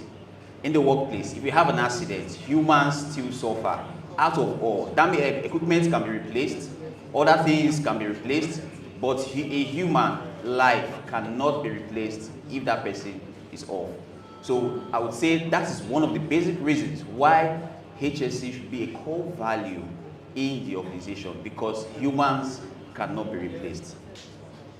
Another reason why I would say HSE, or moral reasons why that rather should be a core value in the organization is that if you look at financial reasons, yes, when you practice HSE in the highest degree, I mean, you have a robust management system, just like our consultants have actually said. Yes, it's good. You have that system in place, and once you have fewer accidents or no accident, in fact, we say we are looking at Qhse, no accident in the workplace. You don't spend so much on treating people. You don't spend so much on fixing equipment. You don't spend so much paying to the government when you're looking at legal reasons. And so your business go on and on and on. That's financial reasons. But then, who would be the person to actually enjoy that financial benefit when the company actually makes such? It is the humans also. So that's the moral. We're still going back to moral. When there's so much to do in the company, when the company celebrates LTI free for maybe years or million man hours, it still comes back to humans. They are the ones to actually celebrate these things. If there are gifts, if there are prizes, if there are things that the company wants to share around, it still comes back to humans. So it's a moral reason that still stands out. Yes, you go to financial reasons, you don't spend, you don't do for compensation and the rest. So everything still comes back to the human. And then if you look at legal reasons, legal reasons, you have legal professions, the agency, government agencies coming around to actually punish organizations who fail to actually practice or implement proper HSE management system in place, or when they do the accident investigation and it comes out that the management was the main key failure as to why that accident had actually occurred. They start, penalizing the organization, you start paying fines and the rest and the rest. But if an organization actually practices HSE in the way that it should be done, you don't have such governmental agencies coming around to knock on your doors, to lock your company. When you practice a good environmental management system also, and all those things, and on and on and on. So everything still comes back to the organization. Now, when people feel safe in the workplace, when they see that their management is actually doing what they are supposed to do, they feel safe. Because one thing is about working in the workplace. If you don't feel safe working in your workplace, you can actually do well, right? So if an accident happens today, everyone or those who walk around the people might become afraid. They know what to do, but because of that accident that occurred, for a while, their morale goes down. But if there are no accidents at all, and things are going on the way it's supposed to be, you see people working well. And then when organizations maybe out of try to encourage people to actually practice HSE, they do maybe bonus schemes or whatever. It motivates people, right? So people are happy to actually work in an organization. Most of the time, people are looking for a job. They don't want to leave their organization because they know the benefit they are enjoying. If I ensure this and that when it comes to HSE guys and all that, this is what I stand to gain and all that. So it still goes back to moral reasons. It still goes back to humans. So with these few points of mine, I'm sure I've been able to actually say one or two things to actually convince us that moral reasons, everything still fall back to moral reasons, whether it is legal, legal, financial, but everything still come back to human. Thank you so much. I think it deserves a reward from applause. That was spontaneous, and that was well delivered. Please, he moved the motion for the topic. Let's get ready. Someone else is going to come and move the motion against that topic after round 2. Are we ready for round 2? Ceil 2024. Don't get carried away. Don't get carried away. Ceil 2024. Yes, innovate, lead, and sustain. For round 2, we have our judges ready. We have our contestants ready. To support the topic, regulatory enforcement is the least effective appraisal to achieving a good public safety culture. We have from the Nigerian Institute of Safety Engineers, the first speaker, who will speak for 5 minutes, Kolawole Ogunlende. A round of applause for him, please. For 960.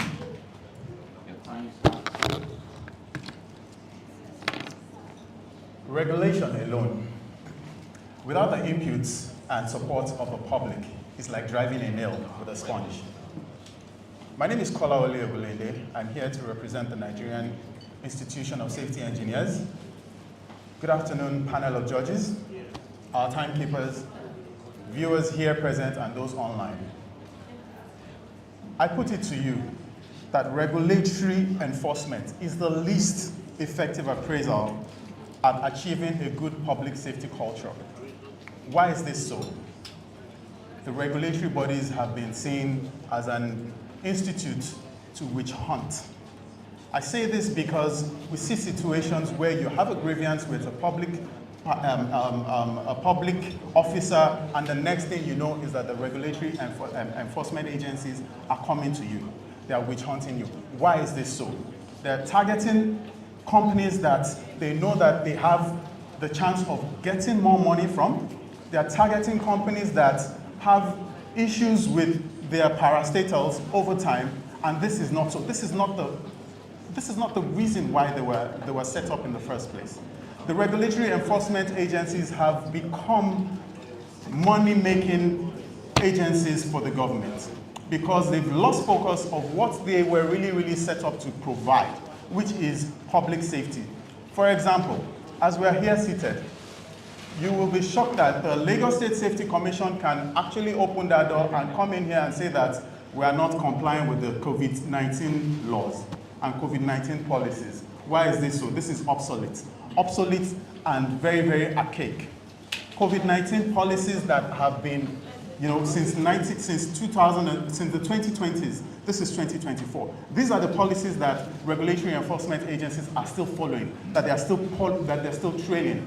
Now, the Factories Act was set up in 1955. The Factories Act is actually the act that is supposed to ensure safety of workers in Nigeria, in the manufacturing industry, in the production industry, in every industry, in the oil and gas industry. The Factories Act is the only act that we have that is supposed to ensure the workers are safe at work. It was established in 1955. 1987, it was reviewed. 1987, it was reviewed, and then it was reenacted in 1990. 1990 till date, that is what we're still using. Obsolete and very archaic regulations. Now, I take it further. If you look at the Nigerian industry, if you look at the Nigerian economy, the Nigerian environment, we see a lot of buildings collapse. Very recently, there was a building collapse in Jos. There was a building collapse in Lagos. And all this are based on the fact that the regulatory bodies do not actually enforce the culture of safety.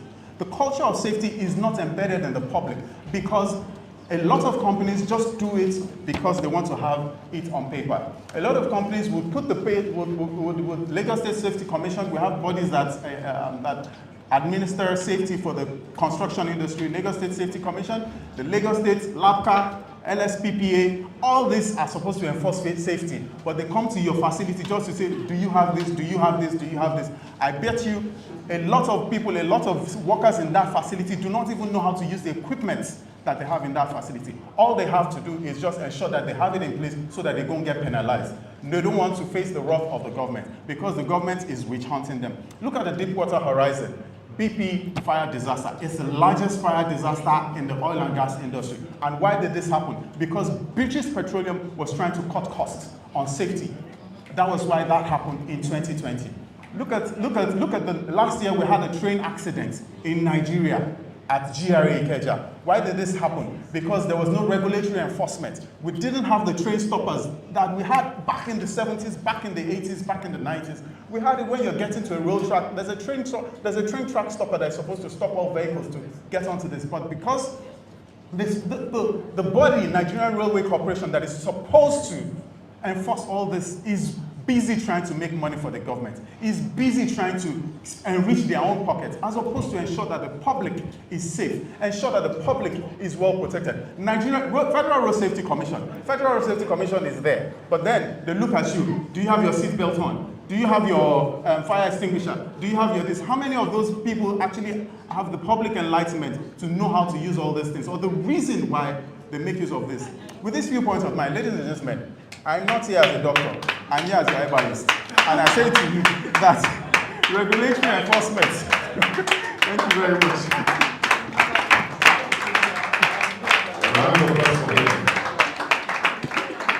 Yes.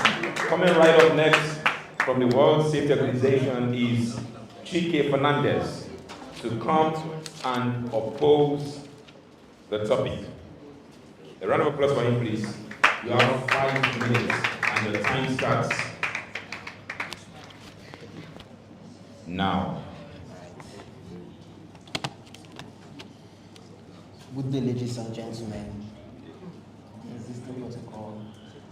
My name is Qhse Fernandez, and I'm here to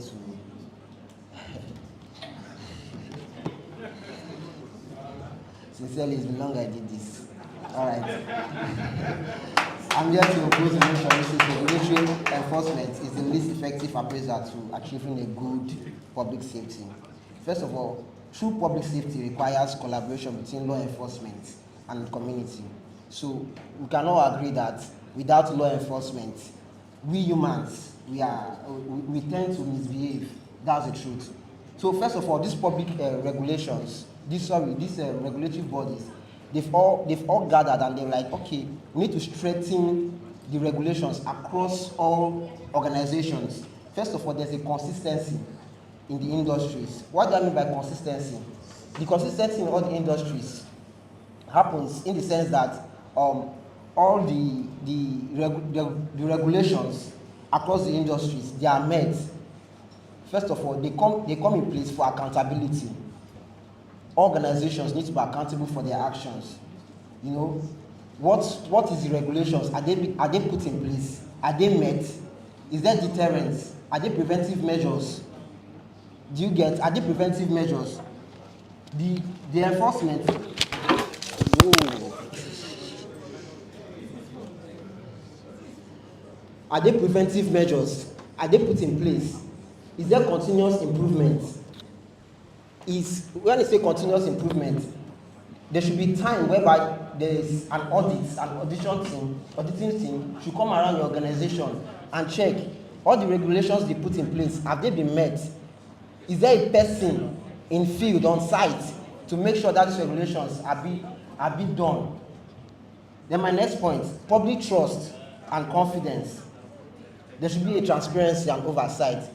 Like, do the public, do the workers, do they trust the organization? Do they trust them well enough for them to put these laws in place, for them to adhere to these laws?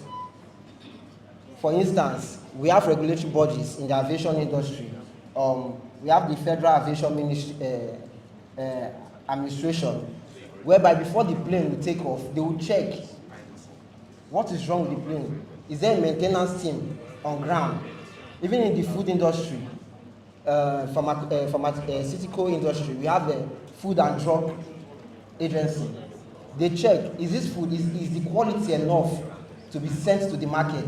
Is the product, is the services that, the product and services that the organization is providing, is it enough?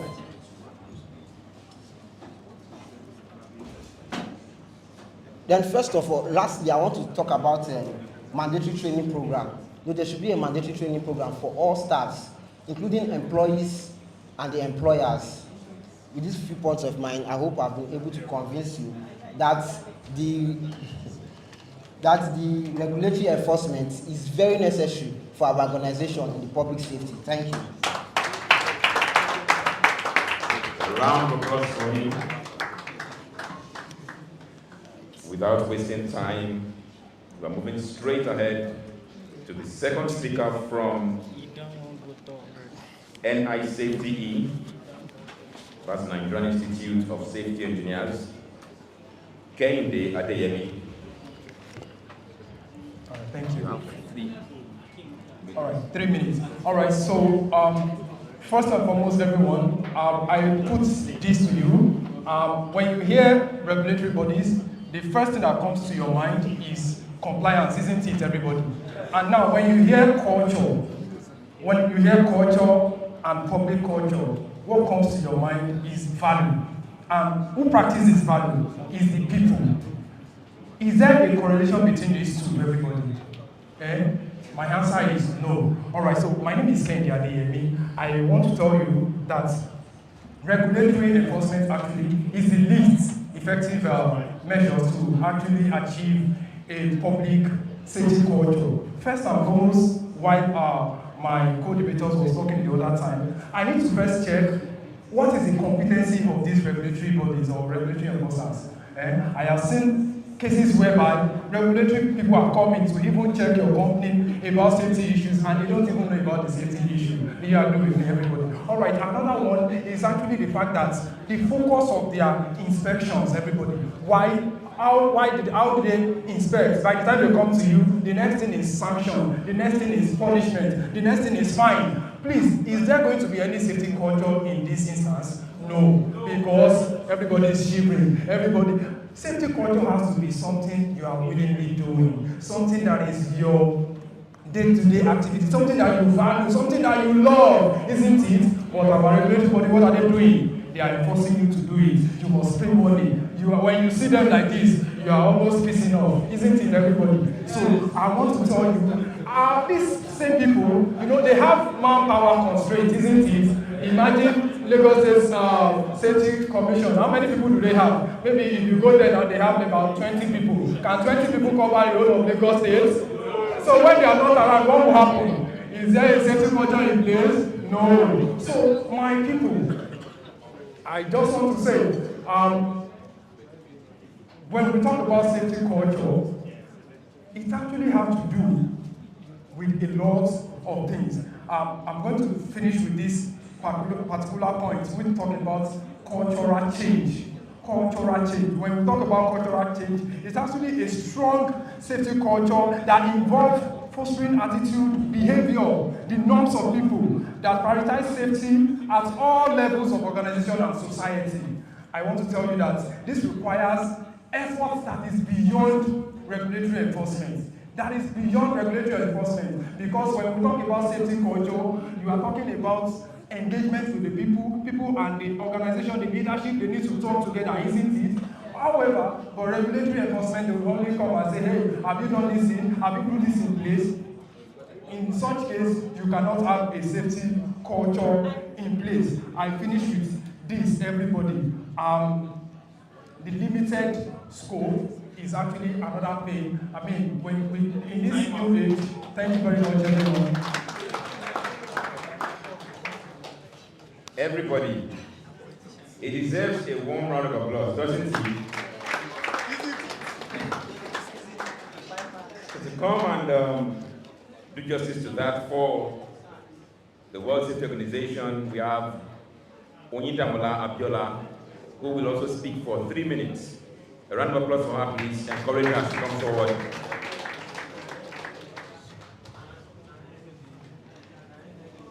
Your time starts. Okay. Good afternoon, everyone. My name is Queen Damola Abiola. I'm here to oppose the motion, which is regulatory enforcement is less useful to the organization. So when my opposite was saying, he said that when regulatory enforcement, when they come to your organization, that they will be like, okay, why are you doing this? Why are you not doing it? If they are not there, most of us will have been dead by now. Yes, most of us will have been dead by now because people cannot do the right thing for themselves without being pushed to do it. Most people don't even care. They just want to build the company and put people there. They are not concerned about their safety. They are not concerned about their health. The necessary thing, they did not put it in place. And that's why regulatory enforcement is here.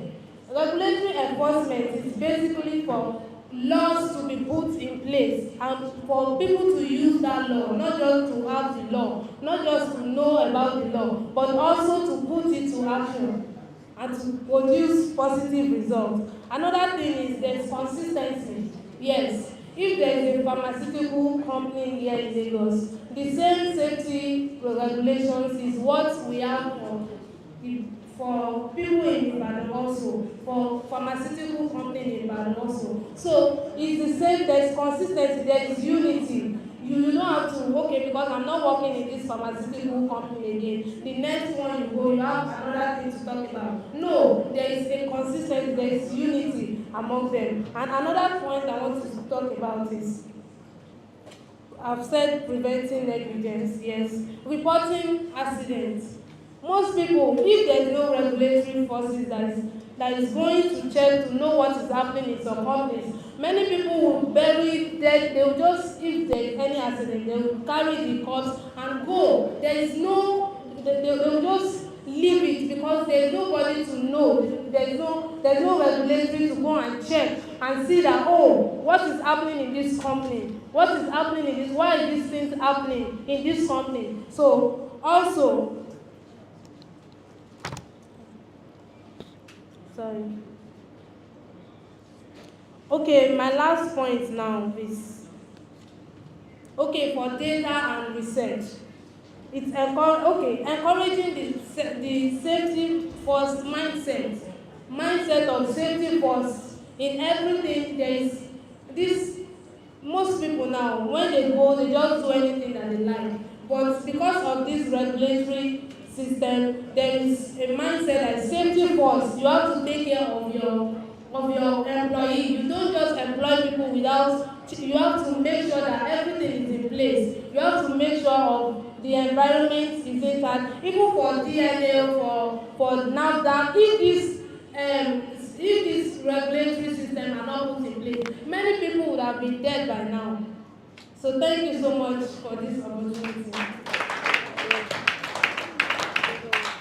Thanks to regulatory enforcement, many people are not dead by now. A round of applause for her, please. Without wasting time, we are moving to the rebuttal round. So each side will appoint one representative for the rebuttal round, and that representative has 1 minute. Are we ready?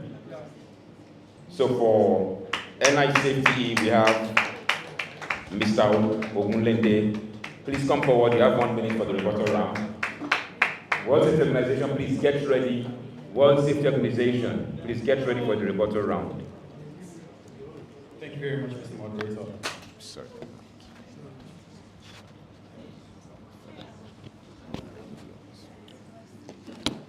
So I stand before you here again to speak a bit about what the opponent has said, World Safety Organization.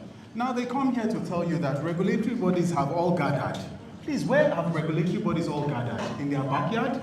Ladies and gentlemen, there seems to be no collaborative effort between all these regulatory bodies, especially within the sphere of Nigeria. Lagos State to be precise. I'll give you a good example. I was carrying out a construction within the confines of my area. And on the first day, LABCA came. That's the Lagos State Building Construction Agency. The next day, Lagos State's Physical Planning came. The third day, Safety Commission came. Please, by all means, am I supposed to adhere to all the same thing that they were all pointing out was what company the first institution pointed out is what the second person pointed out is what the third person pointed out. Please, where is the collaboration between the safety regulatory bodies? Where is the collaboration with this big sector? You talk about consistency. The same law you used to check the rice factory in Kotangora is the same law you are coming to use to check a fintech company here in Lagos. How? It does not correlate. Ladies and gentlemen, thank you very much. Where is the collaboration? How does it correlate? Well, our judges will help us with that answer. But let me call on Mr. Qhse Fernandez to represent the World Safety Organization for this rebuttal round. You have 1 minute and your time starts now. Thank you. I want to ask a question. Is negligence an excuse? No. Because definitely, if you don't know, you fall a trap to the decisions that the safety bodies have put in place and all the regulations that the safety bodies have put in place. So for my co-debater to come forward and say, yes, the fintech comes forth, they give different regulations, administrators come forward and give different regulations. It's not an excuse because you got the license from them. The organization got the license from them to work as a safety personnel in that organization. So what my point basically is just that there's no way you have to work in an organization, in a public space, where regulations will not be put in place. With this front of mind, I hope you understand and know that. Round of applause for you, please.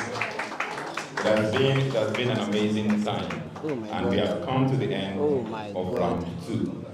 A round of applause for all the participants once again. Than I thought. Please, from the World Safety Organization to the NICFTE, they have done well. Our judges are working hard to complete the results. I've said it before, whatever they say, you can trust, it's free, fair, and credible. So while we await the results for round 2, and while the winners of round 1 are preparing for round 3, we will now have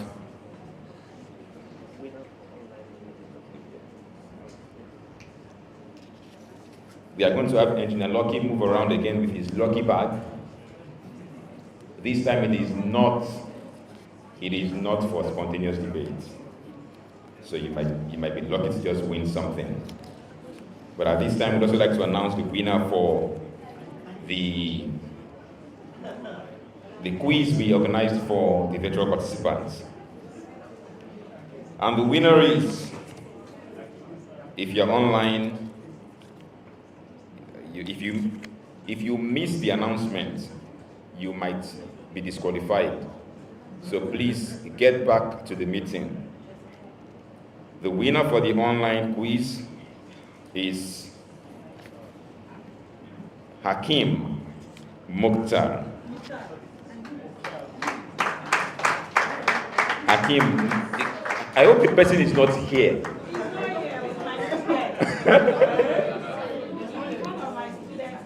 Oh, wonderful, wonderful. Wow. We'll see how far that goes. And let me say that the answer to that question, I think I should read the question once again. The question was, one of the following is not a reason why companies should implement occupational safety and health. And the answer is, I think we had 4 options: legal reason, technical reason, moral reason, business or economic reason, which some other persons have called financial reason. And the answer is option B, technical reason. Like I said, the winner is Hakim Mukhtar. Congratulations to Hakim Mukhtar. Congratulations to Lasu. Like I said, we'll see how far that goes. The organizers will contact Mr. Mukhtar for the modalities on claiming the reward. It is now time for Engineer Lucky to move around once again with the Lucky Big Box.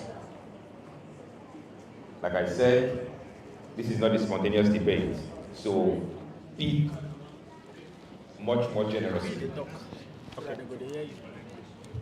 Okay, thank you very much. If you pick before, you are not expected to pick again. Like I told you, everybody is a winner. So I'm starting from, you are an engineer, calm down. Yes, I will start from the middle.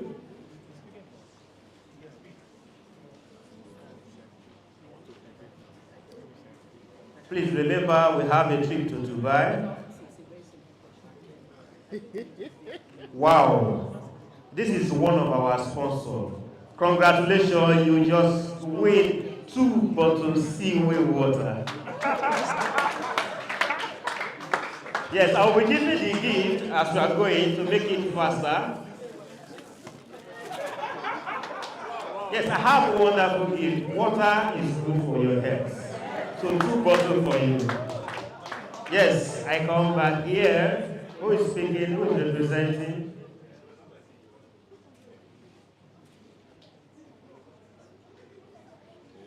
A trip to Dubai. All expense paid. Wow, congratulations. You won a notepad, a branded notepad. I'll bring it for you, Johnny. Okay. There's a tricycle outside. I hope you. There is fuel. You have a location of 1 year fueling of that tricycle. Wow, congratulations. You won a WSO laser pointer. Yes, those who do presentation, you know what they say. It's a laser pointer.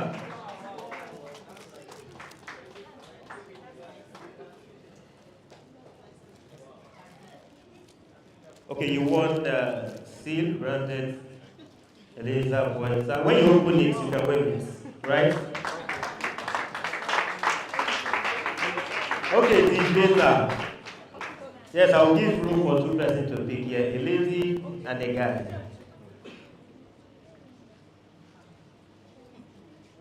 Don't pick 2.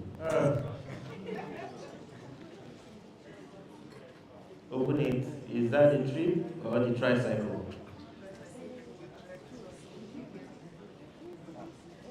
Wow, congratulations, you just win a body towel. There are greater prizes. Okay, pick it. Yeah, open it. It's a lucky tip, and today might be a lucky day to change your country. Oh, congratulations, you won towel. Is it the table, not towel table? Okay, I'll come back. Okay, thank you.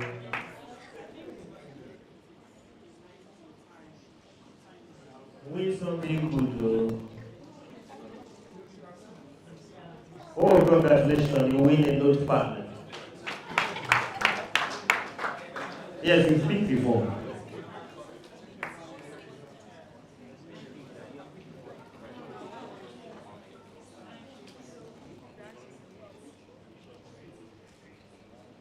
Wow, congratulations.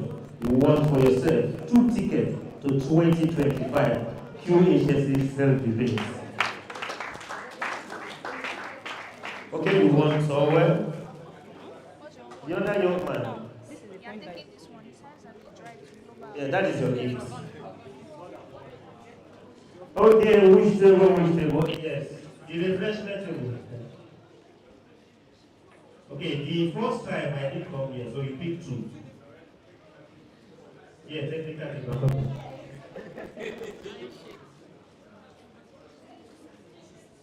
Is that the tricycle? Wow, congratulations, you won Ceil branded bottled water. Okay, now I don't just you can win with it, there's so many things to it.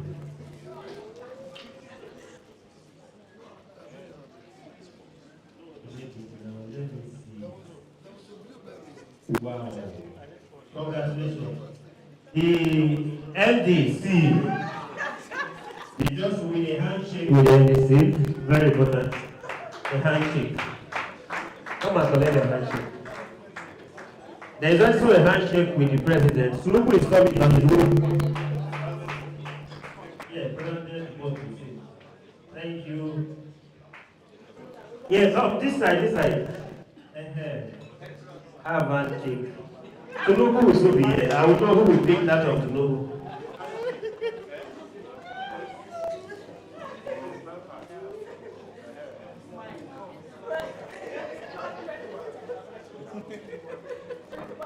Wow, congratulations.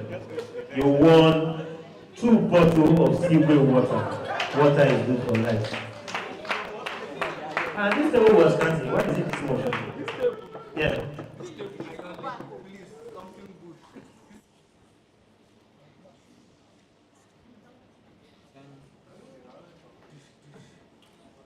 Is that true to the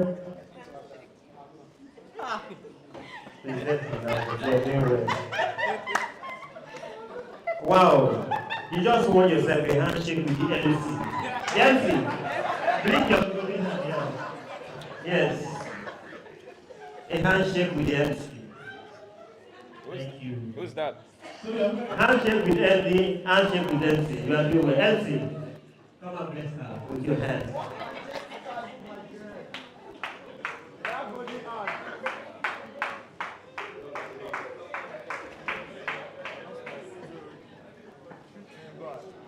Is that a trip to Dubai? Oh, you won yourself the Ceil branded notepad. Hardcover, not soft cover. Yes, that is the original. The soft cover is not the original.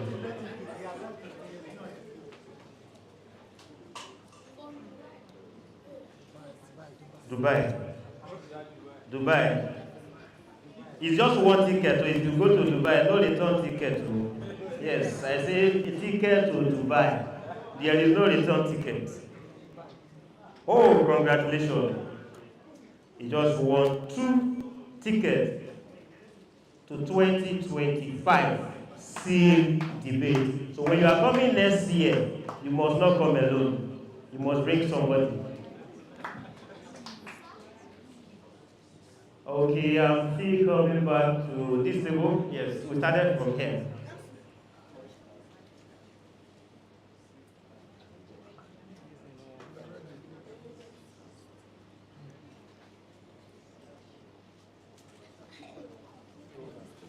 Wow.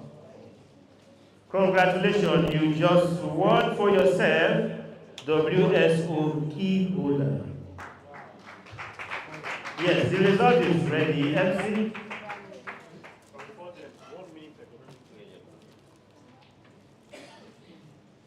Yeah, let me present the gift first. It looks like candy. Yes, it's a special. The only key that you put there have to be a card holder. Yes, thank you. Congratulations to all the lucky winners. Yeah, you want their this, lucky items. The results are ready. They're about to know who the winner of round 2 is. But before we do that, please let's give a round of applause for this combined team of the Yaraba Junior High School and the Mushin Community High School. They are giving us a less than 1 minute presentation for an economic break. And they have titled it the Coconut Exercise. A round of applause for them, please. Good afternoon, ladies and gentlemen. Ceil 24, innovate, lead, and sustain. We want to teach you the coconut style, and let's teach them now. You have to ask us to stand. So please stand. Okay, so we are going to teach you twice before you do it so that you can get it. Okay. So once you're ready, go. So let's show them the C, the O, and the C, the O, the N, the U, and the T. So together we say The coconut. Okay, so can we now do it? So please, can we do it again? So we're not going to do it. She doesn't trust our judgment. We're not going to do it with you. We want you to do it by yourself. So please, can you show me the C, the O, the C, the O, the N, the U, and the T. Thank you very much. That was beautiful. I believe you feel relaxed. You feel more relaxed. Yes, that was the point. That was the point. I'm handing on now to my esteemed judges to give us the results of the round 2 contest.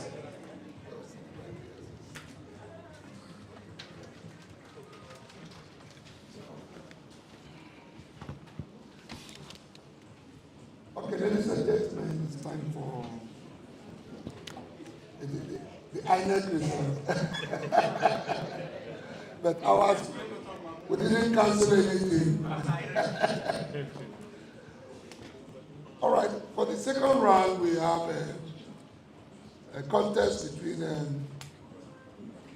Nigerian Institute of Safety Engineers, correct? And WSO, World Safety Organization. The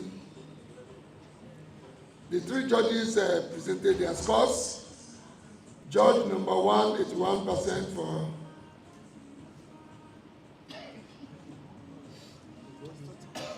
okay, we have the total 242 over 300, which is 81%. Put your hands together, for them. For Nigerian Institute of Safety Engineers. Then, World Safety Organization scored 202 over 300. Put your hands together, which is 68% from our competition. So the winner of this round is Nigerian Institute of Safety Engineers.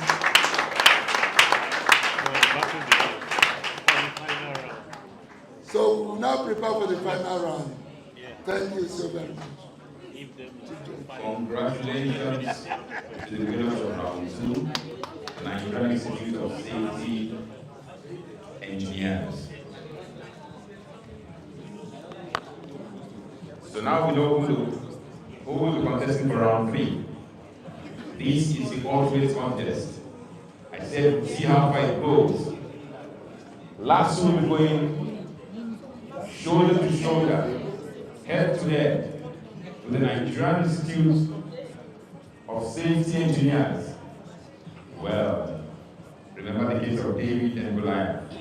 It is not by size, it is not by experience, it is by what? By wisdom. If you ask me, wisdom comes by experience. But well, both parties are preparing for round 3. But before they come on, we would like to once again appreciate those who have supported this debate series in one way or another. Once again, let's give our hands together for HSC Nations. Let's appreciate the management of other safety consults. Let us appreciate Finsbury Hines Limited.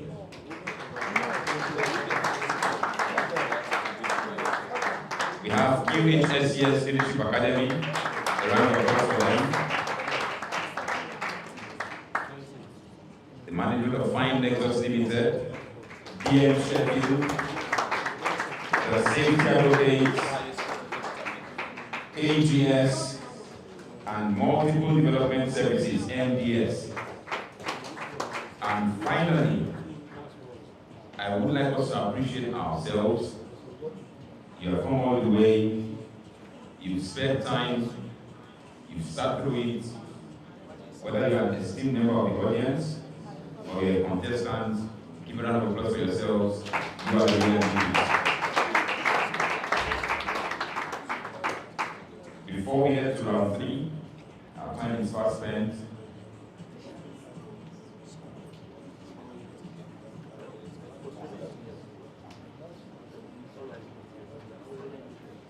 We are coming back once again to our online participants. Gather round. Remember, it's the fastest finger.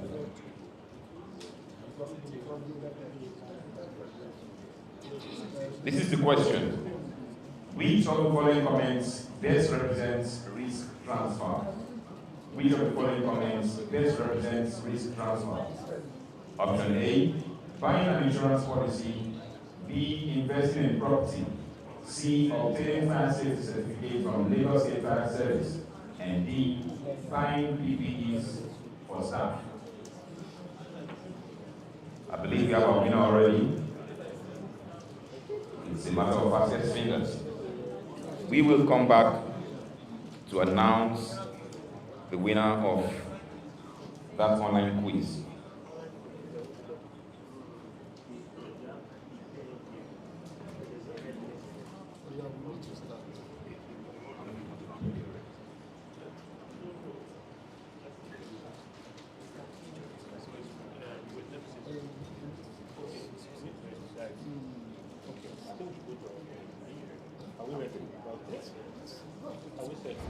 All right, without wasting further time, it is time to bring on the contestants for round 3.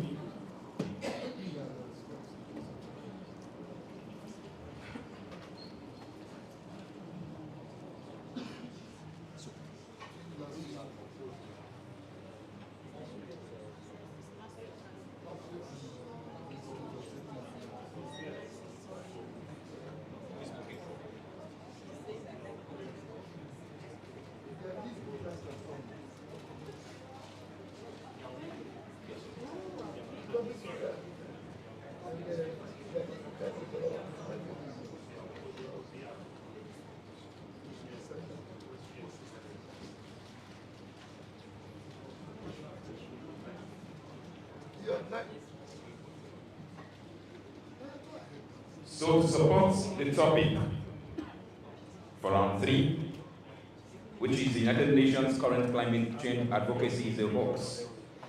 The United Nations current climate change advocacy is a hoax. We have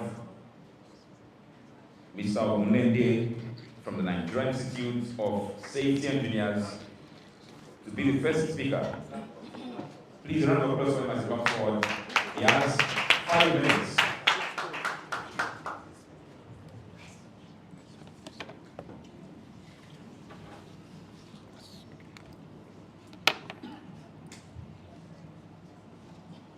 I'm here once again, and I still stand on all existing protocols.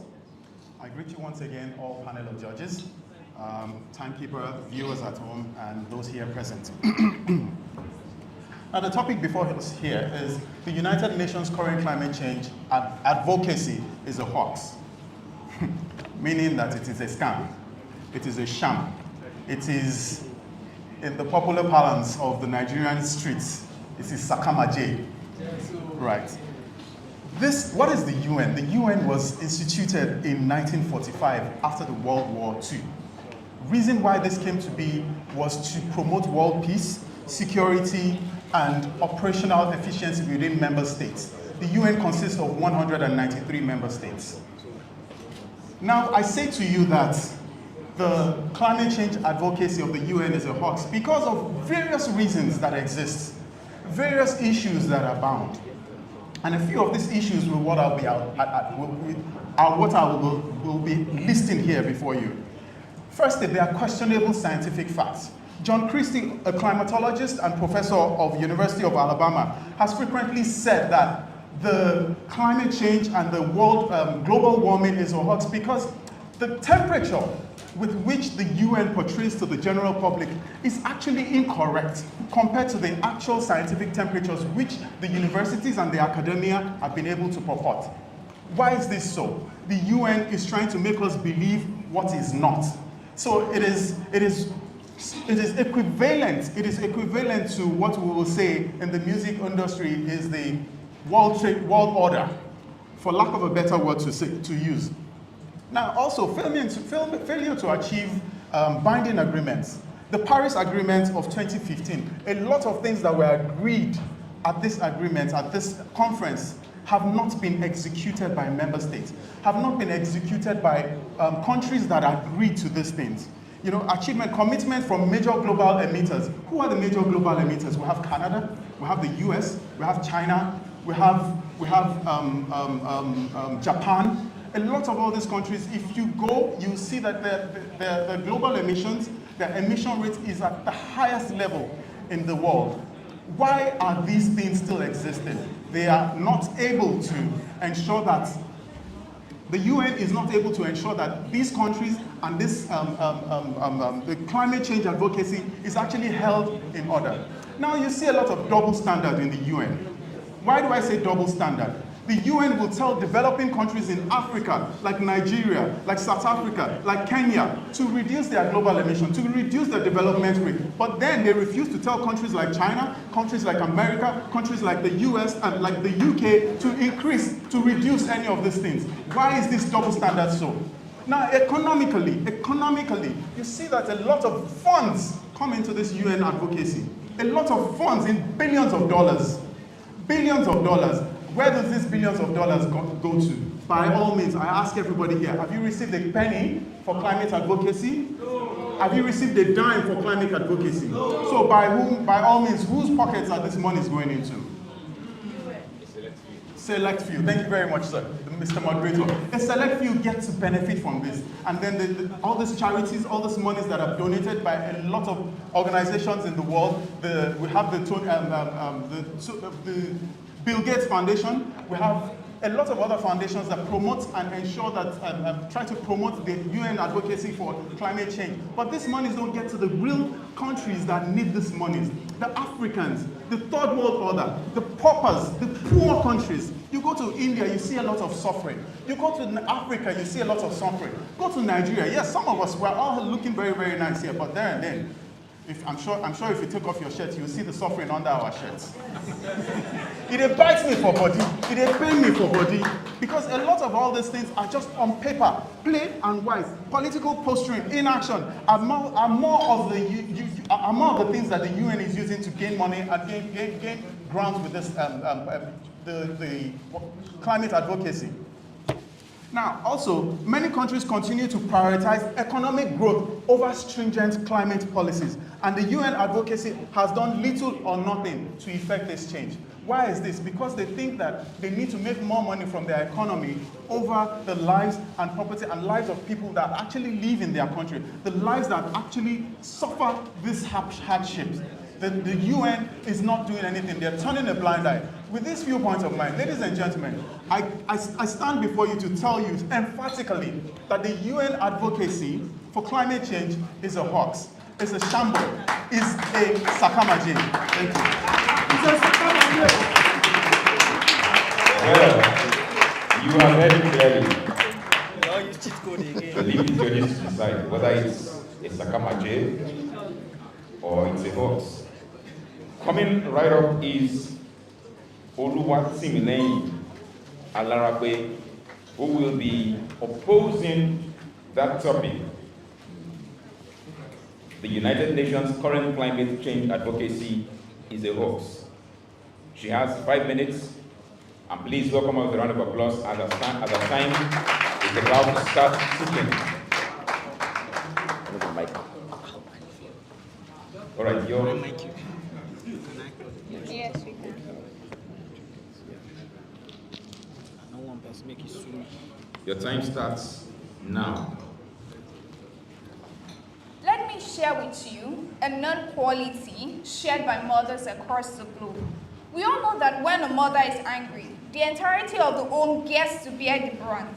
My African mother possesses this same quality with Qhse, my Indian best friend mom, and so does Mother Earth. Ladies and gentlemen, Mother Earth is angry, and the entirety of the world are bearing the brunt through the ripple effect of climate change.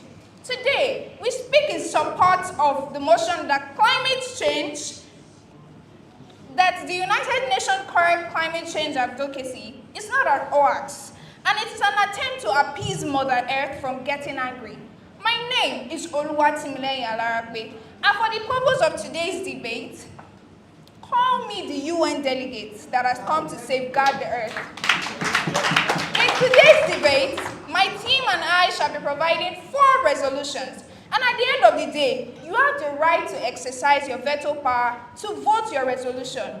Our resolution, first, that it's a contribution to sustainable development growth rather than an hoax. Second, that it has its economic impact. And third, that it serves as a drive for global awareness and policy development. A fourth resolution, that it's an obvious contribution to the shift in seasons. As the UN delegate, to our first resolution, it's a contribution to the sustainable development growth. Everyone that's in this room, so if you show of hands if you know what the sustainable development goals is all about. Thank you very much. To our first resolution, it's a contribution to the sustainable development goals.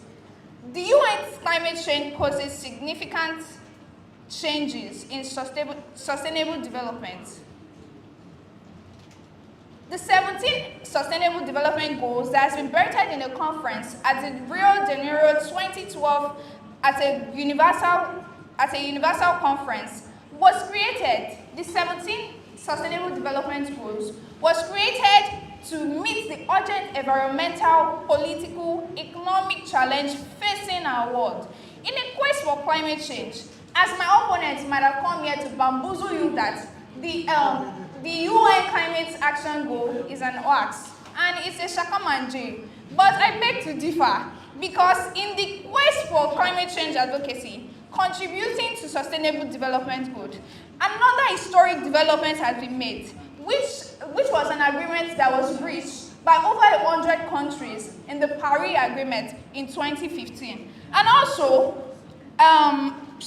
together again, different mother nations have come together at the Sendai Framework for Disaster Risk Reduction, which was signed in Japan, March 2015. These agreements actually provide a set of common standards and achievable targets to reduce carbon emission, manage the risk of climate change, natural disasters, and to build back a better after crisis of what's left of Mother Earth. To my second point, which is about the economic impact of UN's nation climate change advocacy. A statistics by the United Nations Organization shows that with the use of renewable energy in coming years, over 60,000 jobs will be created worldwide because of the initiative of the United Nations creating an advocacy as regards climate change. We can now see that major industries in Nigeria are shifting from using fossil fuels like petroleum or gas, and they're shifting to renewable energy and green energy. This is also very common in the maritime sector, where they are now using ships that are low carbon emission, or perhaps the way we generate electricity, where everybody literally now has an inverter and solar in their house. This is to show you that the United Nations current climate change is effective. It's effective and is working well. That is why we consider it as, it's not an hoax, but rather it's actually an effective advocacy that is working worldwide and globally. Thank you very much. It is not easy to be a UN delegate. A round of applause, please.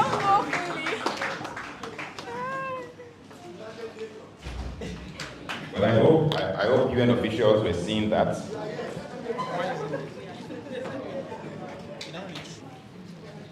Coming right up next is the second representative for the Nigerian Institute of Safety Engineers, Mr. Qhse Adeyemi, who will also be supporting the motion.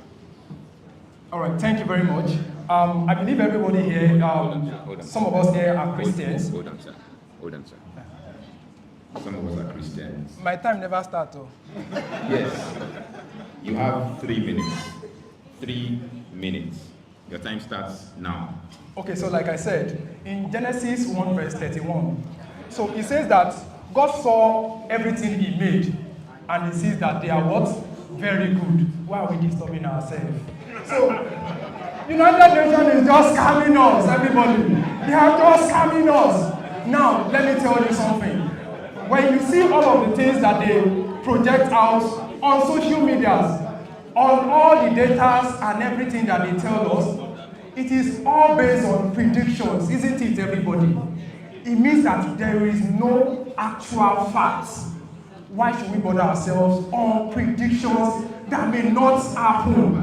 Now, you will agree with me on my first point, that all of the predictions we have been having, they are wrong predictions. I can tell you that in 1970, an Harvard biologist, George Ward, estimated that in the next 15 to 30 years, civilization will be useless and things will start going bad. Please, I want to ask you, has things started getting bad now?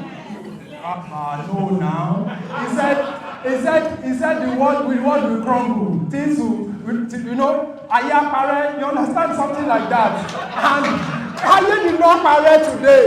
And my United Nations, they just want to use that to do what? To make more money. Look at it today. We keep having predictions from weather forecast people, the meteorologists. Rain is going to fall tomorrow. But when it comes to tomorrow, we just have 12, and there's no rain. Isn't it? Now, another issue is big contradictions. They have big contradictions of their predictions. Many of them have given us predictions that in the next 30 years, the world will disappear. This is going to happen. Another scientist also came up in the year 2000 and said, that's Ronald Bailey. He said the world will be more cleaner and will be more richer by the year 2030. And when somebody said the world will be more cleaner and greener by the year 2030, we are in 2024 now. UN is still shouting, mother is crying, oh, their mother is crying, oh, like the UN delegate said, their mother is crying, oh. Did you hear your mother crying? No. Now, I will go with this, everybody. There is no consistency in what they say. Some years ago, they will tell you that something is bad. Today, they will tell you that thing is good. An example is the nuclear power. Before, nuclear power was bad because of the radioactive waste. But today, they said it's the best one for gas emission. It's very good for environment. What are we saying? Are we deceiving ourselves or you are deceiving yourself? Please, thank you very much, everyone.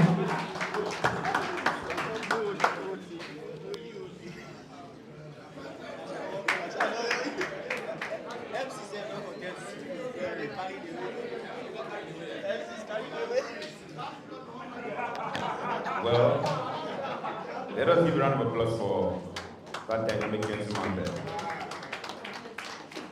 As we did for round 1, we have a third speaker for LASU.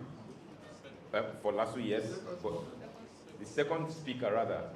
But we have a third speaker for LASU, and Night Safety E will appoint one person to represent them as a third speaker. So please, you have 3 minutes.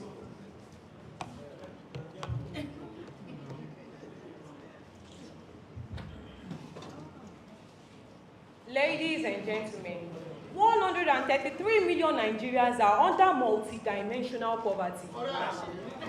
Can you hear my opponent? Let's start. NASA reported that 97% of climate scientists agree that human activities cause global warming.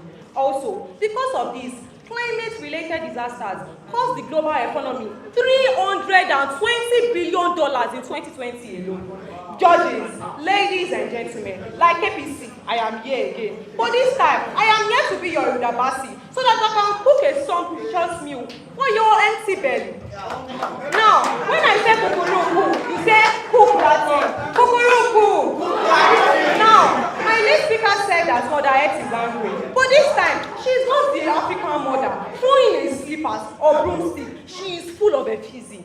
Let's go, ladies and gentlemen. The United Nations Climate Change Advocacy has been a big beacon of hope for a sustainable future. However, some persons like my opponents may claim that it's a hoax. I would be speaking on the reasons why it serves as a drive for global awareness and policy development. With that being said, kukuruku. Firstly, the science is clear. Human activities are causing irreparable harm to our environment. The United Nations Intergovernmental Panel on Climate Change, IPCC, has consistently shown that the global temperatures has risen from 1 degree Celsius since the late 1800s. And if we don't act, we will reach the catastrophic levels of warning. Point number 1 has been tapped. Audience, kukuruku. Secondly, the United Nations effort has led to significant global agreements, such as the Paris Agreement, signed by 196 countries, aiming to limit warming to 1.5 degrees Celsius. This is no hoax. It is a united global response to a global crisis that needs everyone's hand on the deck. Well, maybe except my opponent. So point number 2 has been served. So audience, kukuruku. Thirdly, ladies and gentlemen, climate change affects the most vulnerable population, including 800 million people living in extreme poverty. The United Nations Advocacy highlights the need for our climate justice and to promote and to also support for the most affected. So point number 3 has been served. Kukuruku! For the last time, kukuruku! And with this few points of mine, I'm sure that I've cooked my opponent.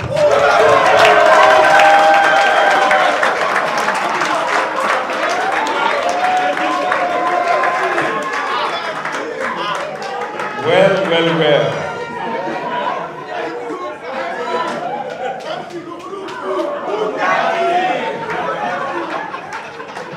Audience, kukuruku. And she said she hopes with those key points of hers, she has cooked her opponent. Well, it is up to the judges. And for the third speaker, I don't know. Let's hope they can survive. They have to consult again. They have to consult. It is a very serious matter. After that cooking, there needs to be some rejigging. Yes. Well, gentlemen, you have 2 minutes to get your acts together. First one, eh? Okay. This is round 3. It is fire for fire. You have 2 minutes. All right, thank you very much. Okay, so while my UN delegates, my other opponents call themselves UN delegates, I will call myself the people's delegates. All right, so I actually want to tell you, we are all educated people here. We are all lenient people here. Do you actually like when people tell you, this is what you must do, this is what you must do? I want to tell you, that is what UN is trying to do for us in the future. They don't want us to have a freedom of ourselves, and people need to have freedom for their lives. You need to have freedom for yourself. UN, they are going to a stage whereby they will tell you, when you are done eating that biscuit, you must throw it in your waste bin. When you are done eating that biscuit, you must throw it in your cupboard. When you are done eating that meat, you must throw the bone inside your pillow. And that is what they are doing. Is that the right thing to do? We need freedom for the people. UN is just a scam, everybody. Now, I must tell you also, just because of their own favoritism, they, in most cases, manipulate data just to tell you that, okay, this is what is happening, this is what is going to happen. At the end of the day, those things will not happen. When they are manipulating data, what are they doing to you, everybody?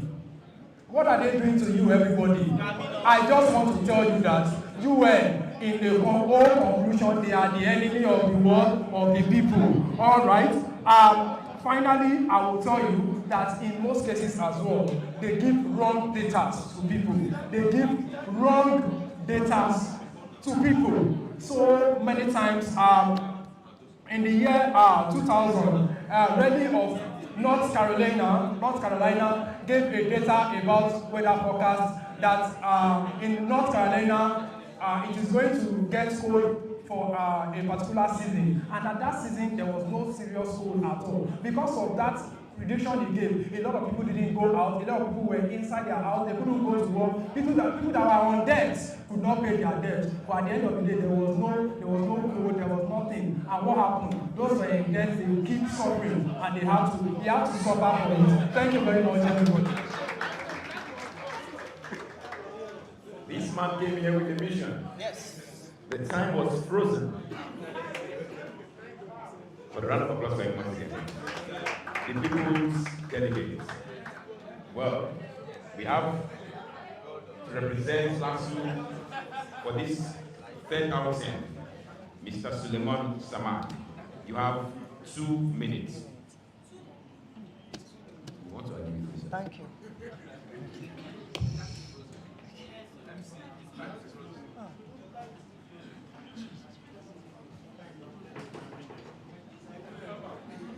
Please, let me start. Okay. Good day, Mr. Chairman, panel of judges, Accolade timekeeper. I think that's what you understand because we'll bring it down to their level. So, climate change can never be an hoax because it's a harsh reality that we can no longer afford to deny. Because if we try to deny it, it will finally deny us. Climate change is never a myth. It's a matter of fact, and our future depends on it, facing it head on. I'm taking the shift in seasons because many regions today are experiencing changes in timing of seasonal events, such as earlier rain and later harmattan. Plants are now blooming weeks over months, earlier than they used to. This isn't just a local phenomenon, it's a global trend. The shift in season is consistent with the expected effect of global warming. The shift in seasons is a clear indication of climate change, and it's not just a matter of weather variability, because the consistency scale and correlation with temperature increase all point to a human-induced cause. Even in southern Nigeria, the rainy season now starts 10 to 15 days earlier than it did in the 1980s. A report by the NIHORT 2019, a study in southwestern Nigeria found out that the flowering and fruiting times of 15 plant species shifted 10 to 30 days earlier over a 10-year period. And this is a report by the AJOL 2018. So ladies and gentlemen, the only one thing that is the hoax in today's debate is our opulent level of logical reasoning, because it is 3 times removed from the truth. Hence, these are our benefits of climate change. 1, it increases food production. 2, it's a new shipping route. And 3, it's an increase in planet growth. Thank you.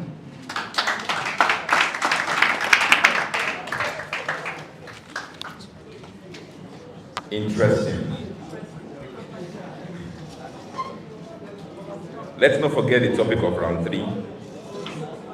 What has been making the UN delegates and the people's delegates to go shoulder to shoulder. The United Nations current climate change advocacy is a hoax. As we did for round 1 and round 2, each party will now appoint one representative for the rebuttal round. And this is going to last for 1 minute each. NICFE, are you ready? Let's welcome Mr. Ogunlende for the rebuttal round. 1 minute.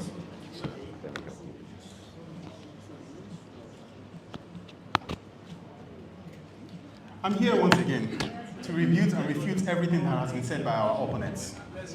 Mother Earth is crying, Mother Earth is crying, Mother Earth is angry. Mother Earth is angry. Why is Mother Earth angry? Because United Nations is telling us all lies.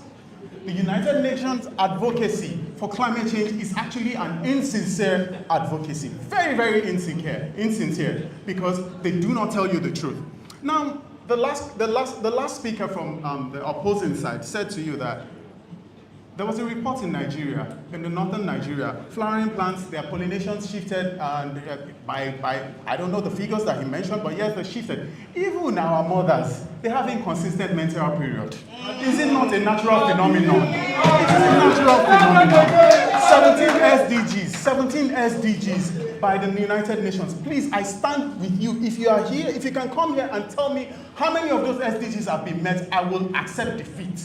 How many of those SDGs have been met? I will accept defeat. And by all means, I do not stand here to call on the Jagaban of Satan. I call on the Lagos State University.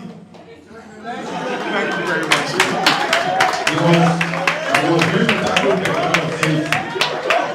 Thank you. Oh, my mic. Okay.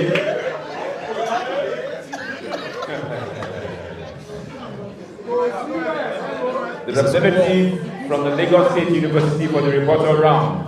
Ladies and gentlemen, a round of applause for Ms. Alarape. Praise. 1 minute. Your time starts now. So, kukuruku! Now, my opponent says that we have not been able to achieve any sustainable development goals, and I'll tell you, that is a lie. Now, more than 1 billion people have been lifted out of extreme poverty since 1990. Also, child mortality dropped by more than half since 1990. Also, the number of out-of-school children has dropped by more than half since 1990. HIV/AIDS infection fell by almost 40%. By what? 1990. Now, my opponent has laid the Sakama in jail, but I am here. So, I am here to Sorosoke. Now, I think my opponent is so oblivious and ignorant to the fact that the United Nations relies on the human aspect and advancements. Nice try, opponents. But that argument just got recycled. So here is a first perspective. Sustainability in this itself on the 3 P's: people, planet, and profit. Thank you. Ladies and gentlemen, give it up for all the contestants for round 3. This has been a battle indeed, and we will give our esteemed judges time to duly compute the results. Interesting.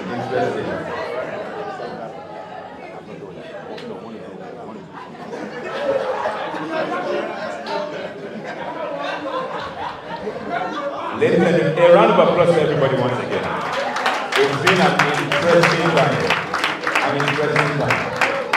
I will once again give the microphone to Engineer Lucky for his lucky moments.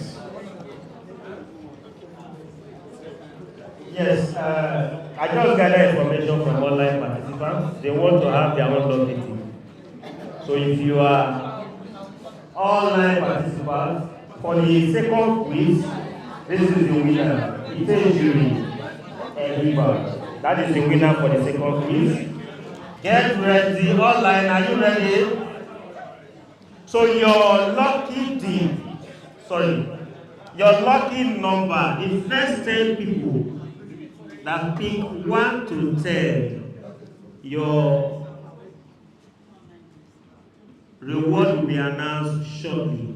So all online participants, check the screen, pick a number. Yes, you don't pick 2, just pick 1. If you pick 2, you are automatically disqualified. Pick 1, leave the rest for others. Okay, we still have a lucky tip. I still have the ticket to Dubai. No, that's why I'm still taking it from. A tricycle outside. A handshake with Tunubu. Yes. Okay, you want to pick the tricycle? The ticket? Okay. No return ticket, just to Dubai. Just to go there. No need of coming back. Wow, congratulations. You just won 2 tickets to 2025 Ceil debate. Yes, who have not been, who have not been, okay, lovely. That ticket is still there.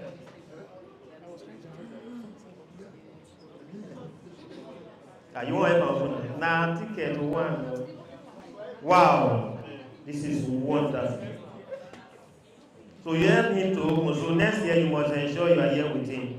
You want 2 tickets to 2025 Ceil debate. This will celebrate the winners. So I said today everybody is a winner. Trip to Dubai, handshake with the president. Wow.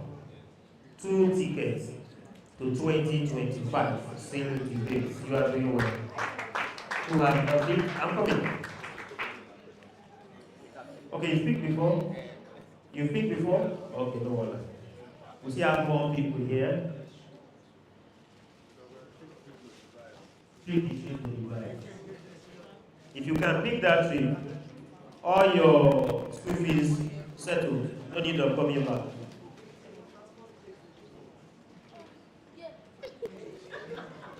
Wow, congratulations. You have to come with your friends next year.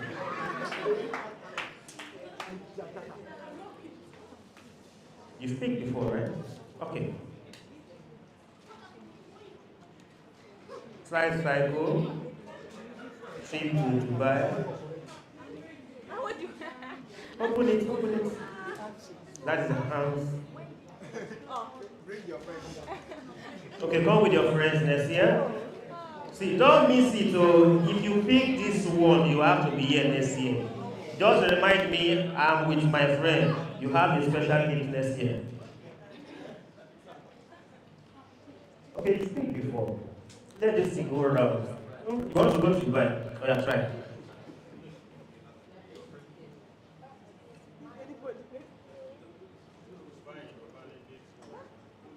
Don't throw it away. Is that the trip? 2 tickets, you are doing well. Thank you. Okay, close.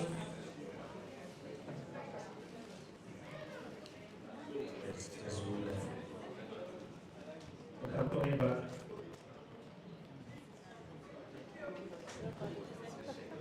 Ooh, congratulations, you won a branded water bottle. So when you are going with your first aid bottle, you must go with the water bottle. You want to take or water bottle.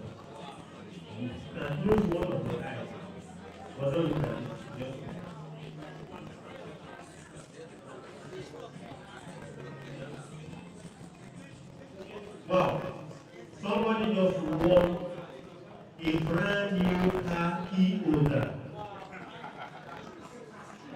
The BSO brand new car key holder.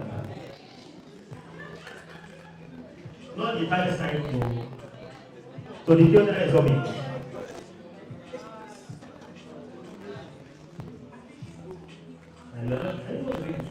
Wow. Not bad, original. Today old. I'll bring it for you. Handshake. LDC, your presence is needed here. It's a wonderful handshake. Yes. No, handshake. Thank you very much. This is a handshake from LDC. You are institution LDC. This simple, okay. Yeah, you can win something. You can win 3.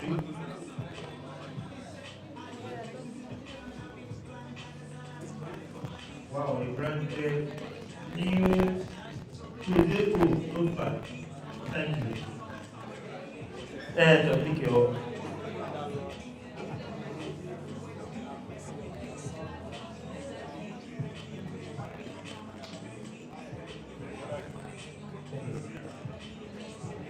Ooh, you just won a branded new notepad tomorrow. So you get it. Okay, speak before. Okay. Thank you. We'll go on break now. I'll be back to share the remaining tickets we have. Okay, there's mine. The results are ready. Ceil 2024. The mouths are busy. What are our judges now for the results? Okay, good afternoon, everyone. This event started in the morning and ran into afternoon. I want to thank everyone and congratulate the contestants. It's been a very tough battle, head to head and neck to neck. Personally, I've learned some new words I'll take home. You know, I don't know what's called Qhse. I knew about it today, so I'll take that home. And I've learned a new word called Kukuruku. I'll take that home as well. And when the MC mentioned Fire for Fire, I was about going out because it reminded me of Tafa Balogun. I didn't know why he mentioned that here. So it's been quite nice, and I'm happy at the level of research.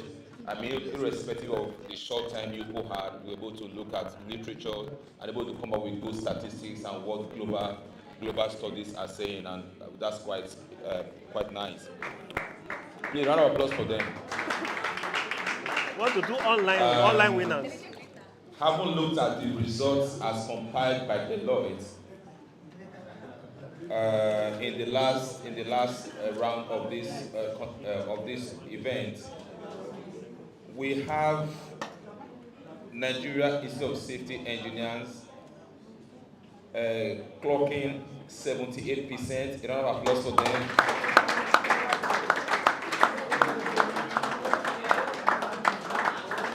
That was a very good performance you guys had. I mean, you just keep it up. We're looking at next year and see if it gets better than this. Then we had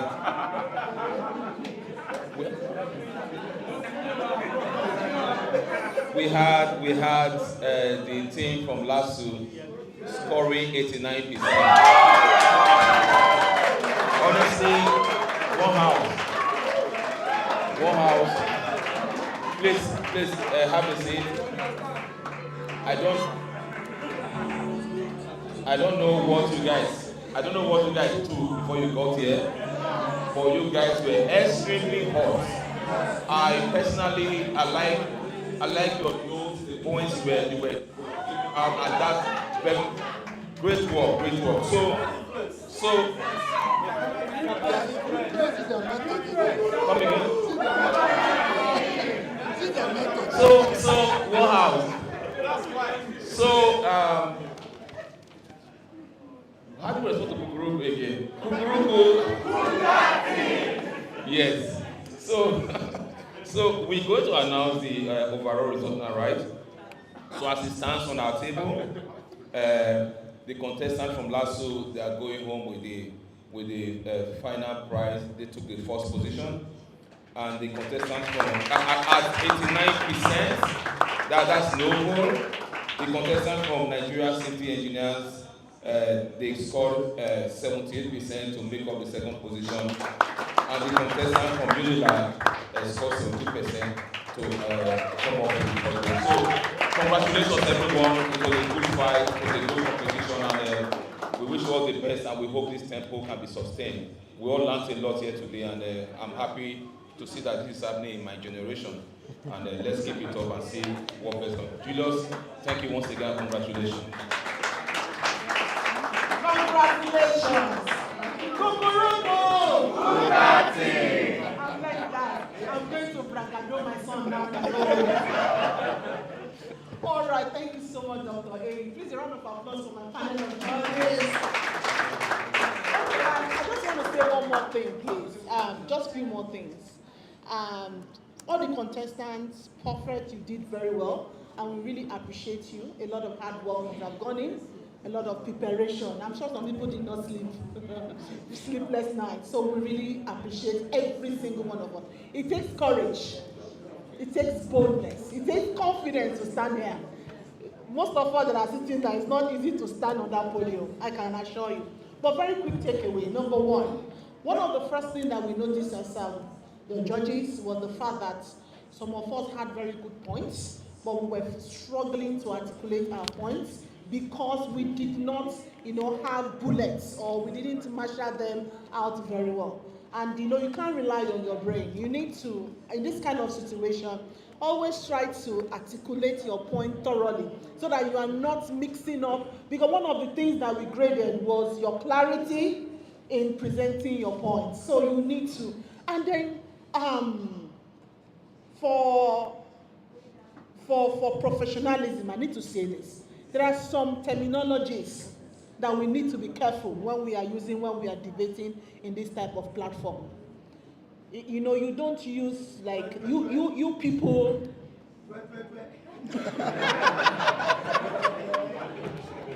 The rain was falling twetwe. The last time I heard twetwe, those people that used to do MC when we're small, they would say hello twetwe, hello twetwe, mo fẹ́ jẹ chin chin, mo fẹ́ jẹ chin chin, hello 1 2 2 2. So please, we need to, I know it made it fun, yes, but then again, we need to be conscious of our language. We need to be very conscious of our terminology. It's very important that we maintain that. And then finally, I want to say that when you are also trying to marshal out your point, your tone of voice kind of projects. Some of us had very good. One of the things we were looking at, in fact, 1 or 2 of the judges told me, this person had points, but the energy I'm not feeling the energy. Yes, the energy was flat. It was very flat. In communication, I think we all know this, but I think I need to remind us. In communication, 3 things: your body language, your tone of voice, and your spoken word. And guess what? Your body language takes over 60-something%. Your tone of voice takes almost like 28%. And your spoken word is just less than 8 to 12%. Do you see that? That despite the fact that you are thinking that you are speaking, you are actually not communicating effectively. So it should be a two-way thing, right? Such that you are communicating and then your audience are, And when we grabbed some of the points, you didn't need to tell us. You can see the reaction from the audience. You notice the reaction from the audience, right? All right. So we want to say congratulations once again. Thank you so much, everyone, for coming out, for putting in your very best foot forward. And finally, let's roll it for them again. Roll it. Roll it. Roll it. Roll it. Can we smash it? All right. Cheers. Sorry, one more thing. I just skipped that. In debate or in conversation, you don't tell somebody you lie. I heard that coming from the that's in the okay. You don't tell somebody you lie. I do not agree with your point. Or you do not agree. And I just should point out. So in subsequent debate, please keep that in mind, okay? -5. -5. Ladies and gentlemen, let's give a proportion of applause for our esteemed judges. You can show that this panel of judges was a seasoned one. From the reviews given, you can tell that the results were what? Free, fair, and most of all, there's no court. Nobody's going to court. Nobody's going to court. Please run the rest of them. Thank you very much. And I think it's appropriate only for the judges to have a photograph with the contestants. I think we can do that right about now. Please let all the contestants no mutilation of please come. Yes, we didn't do wiki yet. But we'll not close it. You still come back to your table. All the contestants. Unilag, Nasu, 950E, WSO, everybody.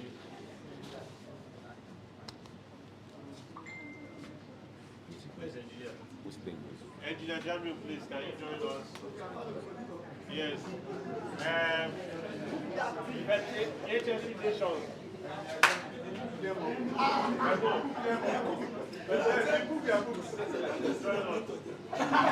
Representative of Dr. Eugene, please join us.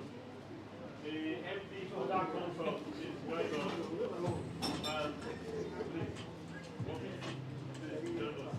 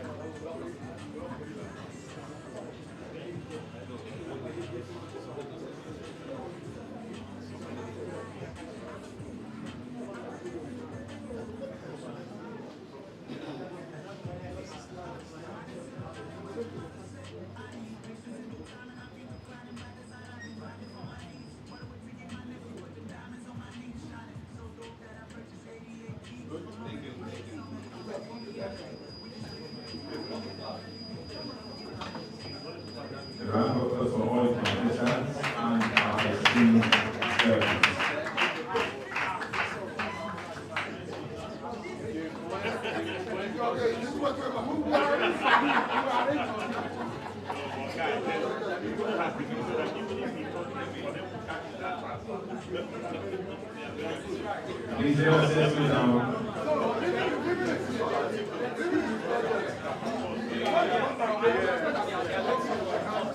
We already agreed that there was no going to court. Let us all be on our seats.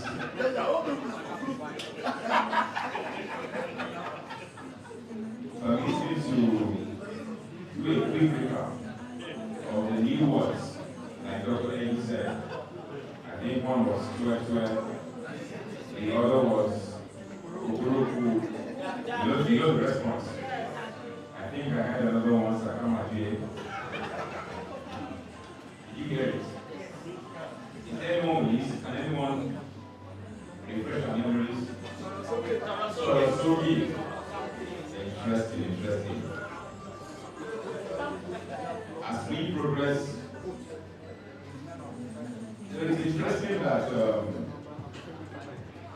LASU, they showed from the onset that they were here to win this thing. I remember saying, we'll see how far that goes. And we all are witnesses that they have come out tops. And so at this time, the microphone all the way from the Center for Environmental Studies and Sustainable Development of the Lagos State University, Dr. Chinenye Okafor, for a short presentation, which he will deliver in about a minute or so. Please, a round of applause for her. You can be sure that these people were involved in preparing these contestants. A round of applause for her. All right, thank you very much. Okay, like the MC said, I first of all want to appreciate the organizers of this program. It's been an auspicious one, and I want to say one very important thing. Engineer Julius, Dr. Julius, thank you so much for this, for putting this up. To the judges, I really appreciate, and I love your level of judgment. It shows great experience and professionalism. Thank you. And to everyone, I say a big thank you. We are LASU. We are LASU. Yes. We are sorry about that, but I mean, it's in our DNA. It's in our DNA, sorry. So, I just want to say something. The topic of discussion, UN climate change debate, yes. We shouldn't deviate from the fact that it's not really about climate change being a hoax, but about the UN whole stuff. You understand? We still understand that climate change is real. From my center, we are from Center for Environmental Studies and Sustainable Development, Lagos State University. We run postgraduate programs on environmental resource management. We have courses like climate change, we have environmental impact assessment, and the rest. So we have come to understand that climate change is real. I mean, it is more real than anything we can think about. We have seen changing weather patterns, we have seen food insecurity, and the rest of them. We understand that, but the whole idea was about the UN whole processes and all that. So I love what you put up. Yes, we understand that. We know that is your field. So it's kind of hard to come and stand and say what you do not believe in. Yes, that's the truth. So it becomes harder to do that. So please, a round of applause for them too. So once again, climate change is real. We understand what is happening at the moment. When I was growing up, we used to have things about our Harmattan purely stated that when we say Harmattan is coming, now we know it's Harmattan. When it's rainy season, but right now we don't even feel those again. When it rains, it pours. And when it's hot, it's so hot. For climate data, even if we say what the UN is giving us is fake or falsified or manipulated, we have scientists here in Nigeria who have kept record, NIMET keeps records. We have seen changes. We have seen the trend is something that we can all relate to, is a reality. So I bid you to do what you can do to help mitigate climate change. We know that everybody will say, what can I do? I mean, it's a government matter. No. Most times we have things we can do, and I love the fact that this is a sustainability program. We have things that we can do. We can leverage on one aspect. You could say you use less of your vehicle because you still go by fossil fuel. You use less of it so that you do not continue to emit CO2 into the environment. You could say, okay, once I take this, I will dispose or I'll recycle my bottles, or I'll recycle my waste. You are helping. It all boils down also to sustainability. So individual actions is what I clamor for us to all take home today. We have a role to play one way or the other. Thank you very much for honoring this invitation. And I say, when next you call us, we'll be glad to show up. Thank you. A round of applause for Dr. Qhse. And very quickly following her would be Dr. Raimot Akomo. I think her sentiments have been echoed by Dr. Qhse, but she will just say something very quickly. On behalf of the Center for Environmental Studies and Sustainable Development, Lagos State University. Good afternoon, everybody. I'm sorry my voice is somehow, so please kindly accept it that way. My colleague had already said what I need to say. However, what I needed to add to it is that it's everybody that needs to know and needs to clamor for this, that climate change is real. I'll talk on the point of view from our water resources, because I'm a marine conservationist. So we realize that sometimes before, we used to believe or know that the cheapest source of protein is fish. Can anybody argue with me with that? However, if you go to the market now, you realize that I can't even call it the one that is expensive now. I won't say, but I would rather say it truly, that fish is now expensive. And all thanks to, let's say, the anthropogenic activities all of us are doing. Anthropogenic are human activities that are hindering our environment. Because the last sort of where our waste ends to is the marine environment. Whether you have river behind your house, or creek, or lagoon. Then our other, okay, they've left this place, I don't know, this Mr. Adeyemi, he mentioned one thing, that Mother Earth is crying. Then he mentioned Genesis, that God says everything. God Almighty created this earth to be self-cleansing. But immediately he created we human beings, everything changed. We move things from where God put it. We decide to be like, okay, there must be something in this thing that is making it this way. Look, I want to know what is there. Immediately God created human beings, everything. Because by the time we put anything in our ocean, because of the salt concentration, they are self-cleansing. But when we start over putting it the way it is not supposed to be, which means we are not putting it in a sustainable manner.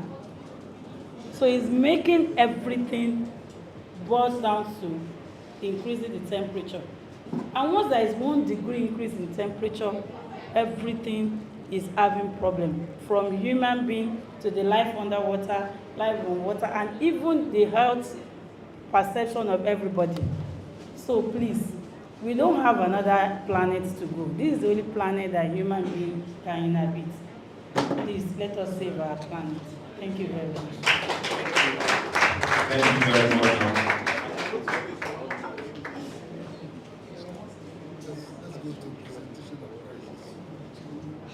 Before we move on to the next item, let me also call on Mr.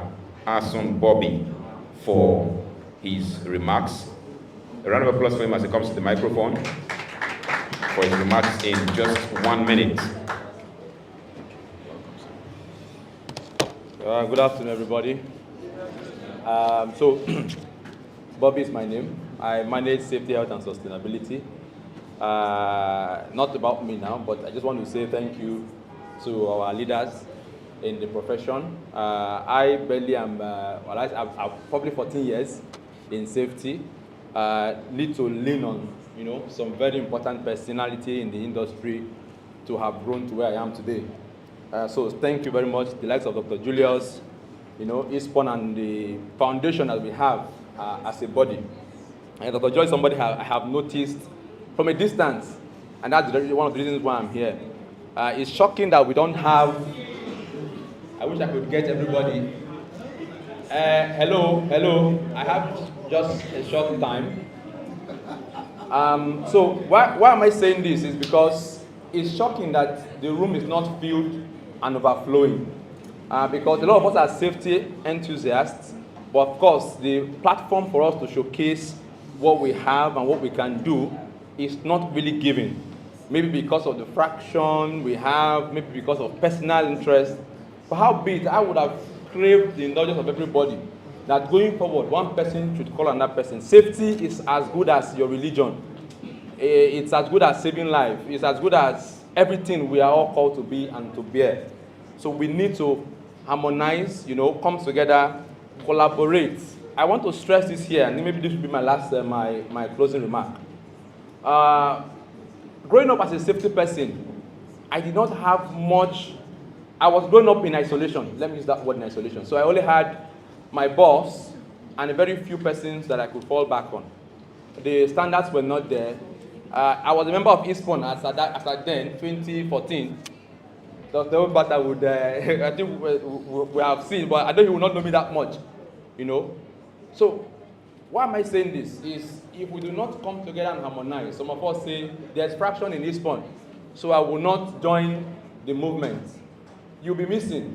I'm telling you, what I have gained in this recent time. God blessed me last year with a set of 4 children, and Dr. Julius and some persons. No, it's not about me. Please hold on before it turns to me. Now, it's not about me, but why I am here is because somehow ISPON reached out to me, and that has been the journey. As God will have it, I'm even a member of the organizing committee for the last ISPON program we had. Why? Because there was a reach out. So I'm also using this opportunity to reach out to each and every one of us. Wherever we are, no matter where we are functioning, the people who are also undergraduates are looking up to us. We need to set a legacy. We need to set a standard. We need to unify, come together, speak in one voice. Okay, so that ISPON, safety as a profession can grow. Safety as a profession can become more marketable and more interesting, for each and every one of us. Okay, having said, I want to thank you for giving this opportunity. God bless this institute. God bless you. God bless you all. Thank you very much. Please, a round of applause for everybody. Thank you so much, judges, and thank you so much, contestants. Thank you so much, our supporters. Thank you, our visitors from LASU. Thank you so much, our dignitaries from Mushi and Idiaraba. Thank you so much for your presentations. I would like to please invite all contestants to come forward here. Every contestant, please come and line up in front here. You all have gifts to pick up. I'd like to thank the representatives of WSO. They only became contestants last night. Yes, they knew about this event 10 p.m. last night. I'm sure you never saw them in any of the publicities. It was just last night that the other guys that were appointed couldn't make it, and just transfer the baton to them. So thank you so much. You are just like those who did spontaneous debates. Good job. Yeah. And, okay. Sorry, before you conclude. Okay. All the students from LASU and UNILAG, Oga call you the Burunku, go that thing. The QHSCS Leadership Academy is now offering you an automatic ticket to start the 2024-2025 academic session. Our graduation is coming up August 3rd, but you are going to join the next cohort. It's a 6-month international diploma program, intensive and tough. We'd like people like you to join the academy. Before you graduate your school, you already have a certificate that you can prove you are somebody. Thank you. Okay, so sorry. For this kind of pronouncement, we don't do a random clap. So we'll keep rolling, please. Rolling. Rolling.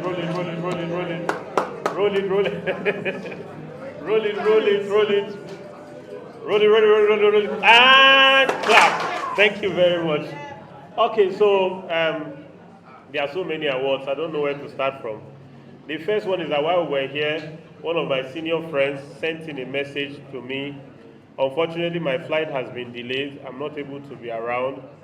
So on behalf of himself and the hybrid group and the Dakpo Molade initiative, okay, so they are going to give, the dome. They are going to give, we will offer one slot each for the winners. Either IOSH Managing Sustainability or IOSH Managing Health and Well-being. I know these courses. The cheapest of them is 350,000 naira. So for the winners, and that is LASU, the LASU team, kudos to you. Just let us know when you are available for this course, and you'll be going on that training. And then to closely follow that, we have one of us here who is a social media influencer, who is also an author, who is also the CEO and chairman of the Coda Consult Group. No other person but multi-talented Waliu Adegoke. I like to call him. Waliu Adegoke has provided copies of his book for each of the contestants. So I give him the honor of handing over to you himself.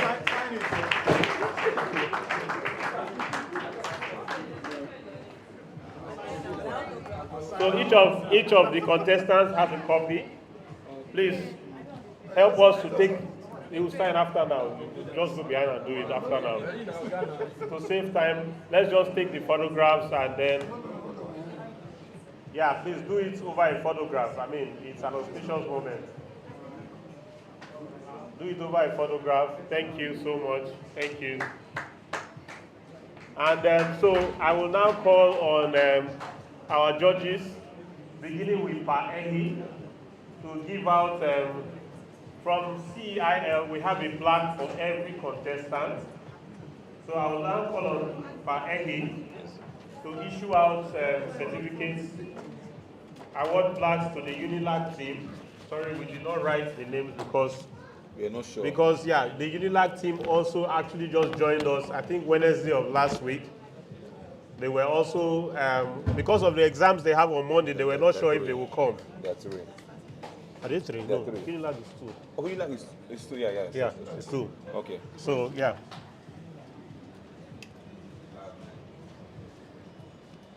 What's your name again? Precious. This is an award given out to you for as a result of your excellence in practice and your talents. So, this award in recognition to your excellent presentation. Congratulations. Thank you very much. Okay, each of them should go with this too. I don't know if this one, I think this one has jollof rice inside. Congratulations. Let me have a handshake with you.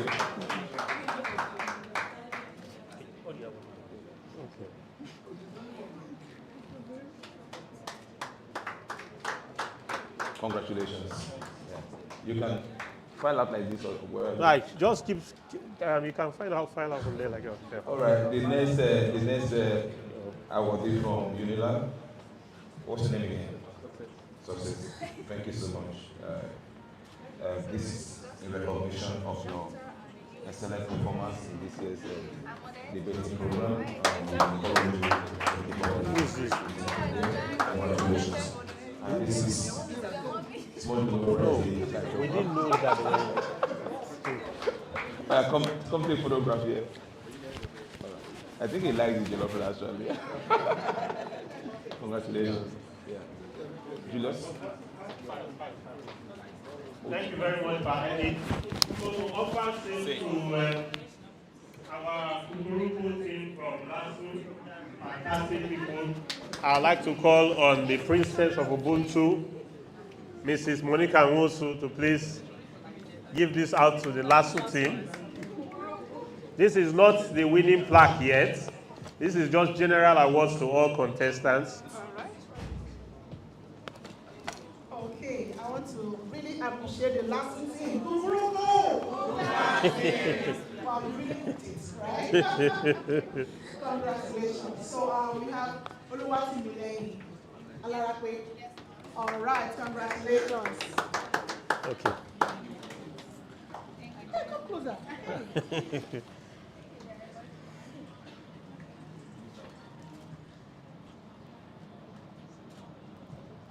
And this?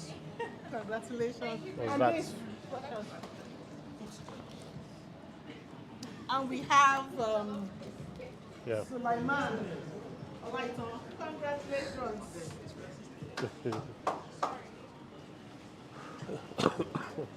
Cool. That's it. I've learned something. And then we have, there are 3 of them.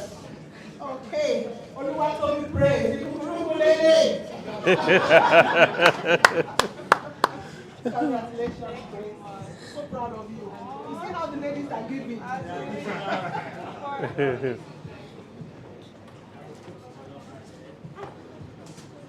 All right, congratulations. Okay. Next, I'll call on Dr. Fine-Ray Mbata to please hand over this award to the LASU participants.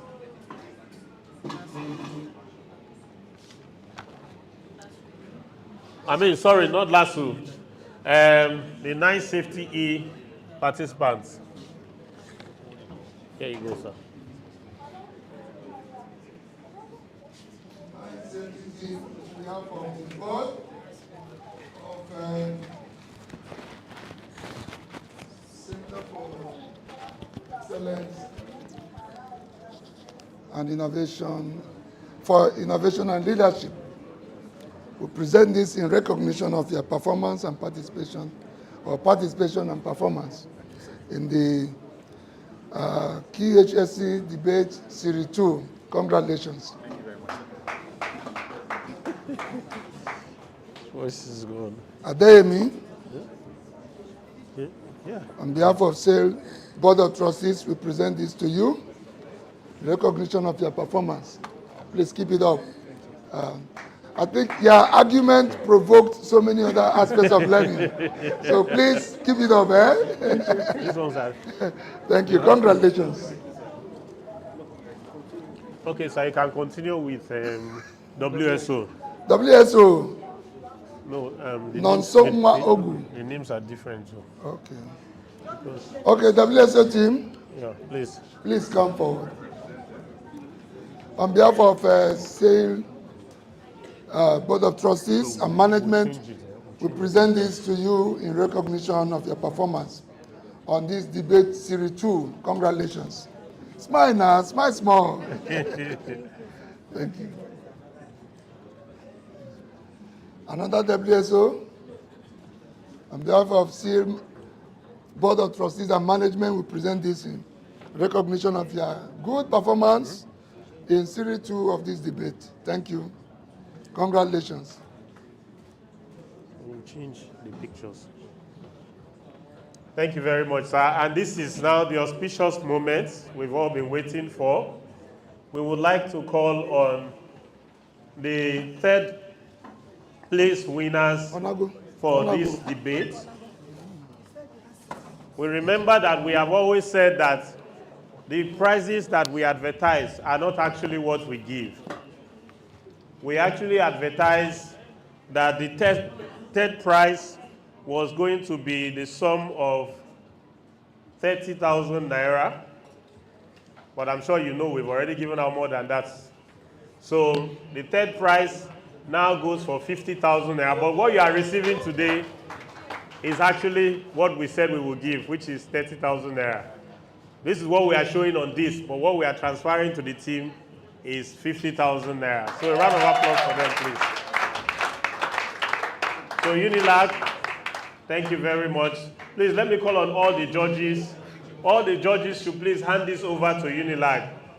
This for me is an epoch-making moment, and I'd like us all to put our hands together for them. Oh, you are not collecting yet. It's the judges. Wow, it's so heavy.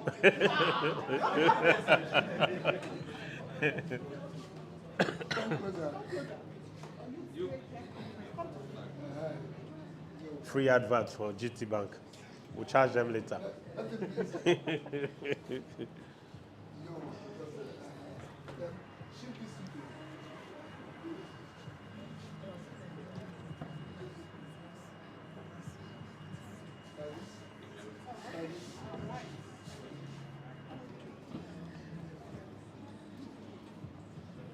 What's going on? We want to get feedback from the online and we're going to give them a okay. code to Fantastic. scan on their table. But I've sent the link on the online platform. They should fill Okay. feedback. Judges, please hold on. Judges, please hold on. Thank you. So for our judges, please, just before we bring the second prize up, we'd like to get your feedback on how this event has been and how we can improve it. For those online, the link has just been sent on Zoom. For those of you that are here, there's a barcode there. We appreciate it if you just scan that barcode and give us your feedback. So like we said, what we had published for the second prize was the sum of 50,000 naira. But what we are transferring to them today is 80,000 naira. Thank you very much. The second prize goes to the Nigerian Institution of Safety Engineers, the 12 people. Can't believe it.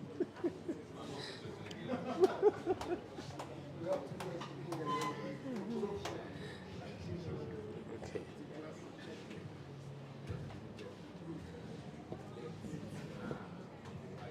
Online lucky number. All right. Thank you very much. So let's give it up for the winners. Yes, sir. The winners. These people have defined a new height of excellence for. Giving them how much? 150. Okay, for the first prize and For the winners. for each one of them. FFC 20,000 for all of them. Wow. Okay. Thank you very much. A lot of things are still coming up. Okay, while the music is playing and while the DJ is reducing the volume so that I can make an announcement. DJ, please. Thank you.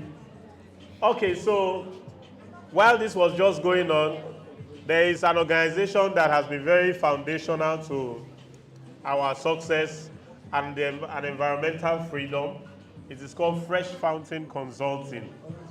Fresh Fountain Consulting is going to pay 20,000 naira additional to all the contestants. A round of applause for them, please. All right. The money is increasing. You guys just be checking your alert. Okay. What you can just do for me is go to our debate group and drop your account details because we don't want anything to happen after today. We want to credit you guys today. All right. So we have said we're going to give 100,000 to the first prize winners, but we are transferring 150,000 naira to them. Thank you very much.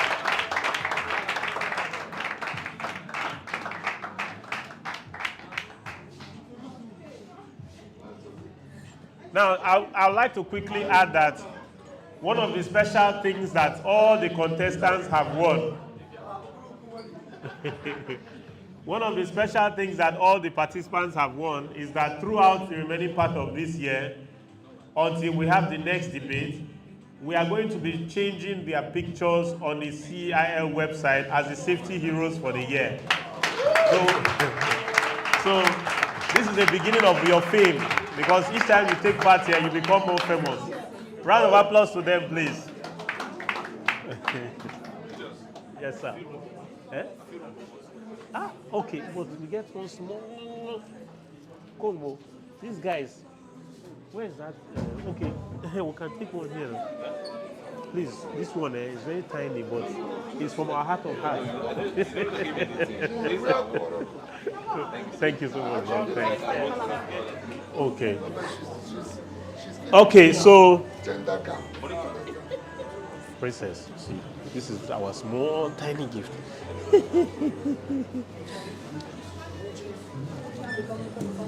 Okay, I don't know if we have a representative of Ceil here.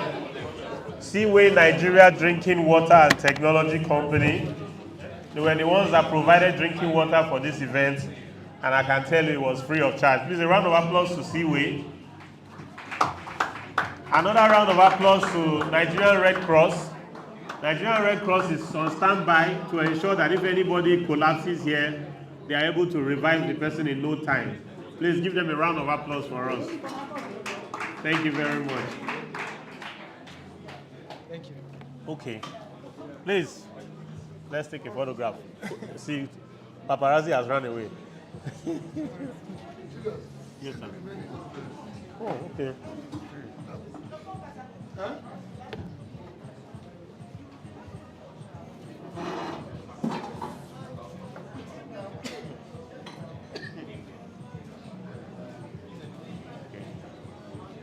I think online. Okay, online participants. Yeah, the winner. Okay. Online login number.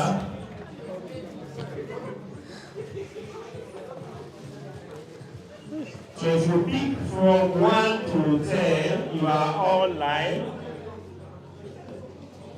Yes, who pick number 1? Where's that juice pack? Finished. Eva, you wait for yourself a notepad, the branded notepad. Who pick number 2? Put water in here That is and don't stay at home. and Next put year, the juice pack are 2025. finished. Are they Be finished? in attendance with your neighbor. Latifa Adeboye. Who pick number 3? Hakim Mokhtar. You've won for yourself. Just go to your neighbor's house, knock his door, and give him a handshake. Eh? Okay, that's for Janaba. Okay. Number 4, Patola Toyesi Peter. Come here next year, 2025. Number 6, Anthony. You won for yourself in number 5, notepad. Number 6, go along your neighbor's door, give him a handshake. Number 7, you need to be here 2025.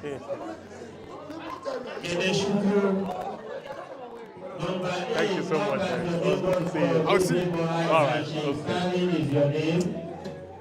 Number 9, you need to be here. Well done. I wanted to give you something to take. Please hold on. For yourself in your part. You can communicate those who are around to pick your gift if you are an online winner. Jide. Thank you very much. Give me one first. I'll come for the other. Bros, well done. Ah, this man. Good to see you. How now? Well done. Well done, bro. Thank you. Ladies and gentlemen, it has been a wonderful time. Don't carry. You are representing him now, so it's for you. I mean, we can't give this to him. Many thanks to all the sponsors, supporters, the partners for this wonderful occasion. Let me now call upon Dr. Julius. We'll do what? Vote of thanks. Before we take the vote of thanks, Okay, hi. the gentleman that did the spontaneous debate. Nations, huh? The gentleman that did the spontaneous debate. Let's come forward for your let's give them that. token of I think it has finished. appreciation. And on that note, let me invite the microphone for the vote of thanks. Dr. Julius Abon. Ladies and gentlemen, my name is Samuel Ojo. Vote of thanks, Abby. You can call me Qhse. And it's been a pleasure being your host for this auspicious occasion. Over now to Dr. Julius Abon for the vote of thanks. Thank you very much, OJ Skills. Thank you so much, our online audience. You were the first people to arrive. We've had over 70 persons online. 70? Yes, we've had over 70 persons attend online. We are very, very grateful. We'd like to thank Engineer Jamil Badmos and the Finsbury Hayes team. We'd like to thank our judges, Pa Ehi, Madam Monica Musu, Dr. Fine Rimbata. We'd like to thank our contestants for the beautiful job. All our sponsors, individual and corporate, Seaway Water Nigeria Limited. We'd like to thank individuals who have contributed, Mr. Asun Bobby, Mr. Femi Da Silva of Qhse Nations, every other person here who has contributed one way or the other. Most importantly, thank you, our man of ceremony. Beautiful job you have done. Thank you, the LASU team. Thank you, the Unilag team. Thanks to all our sponsors, Mr. Waliu Adeguke, and the rest of the team. We are very grateful. Please fill your feedback form so that we can know what you expect of us next year. Thank you and have a beautiful Saturday evening. Bye for now. Thank you, Mr. Lucky of the Lucky Dip. No ticket to Dubai.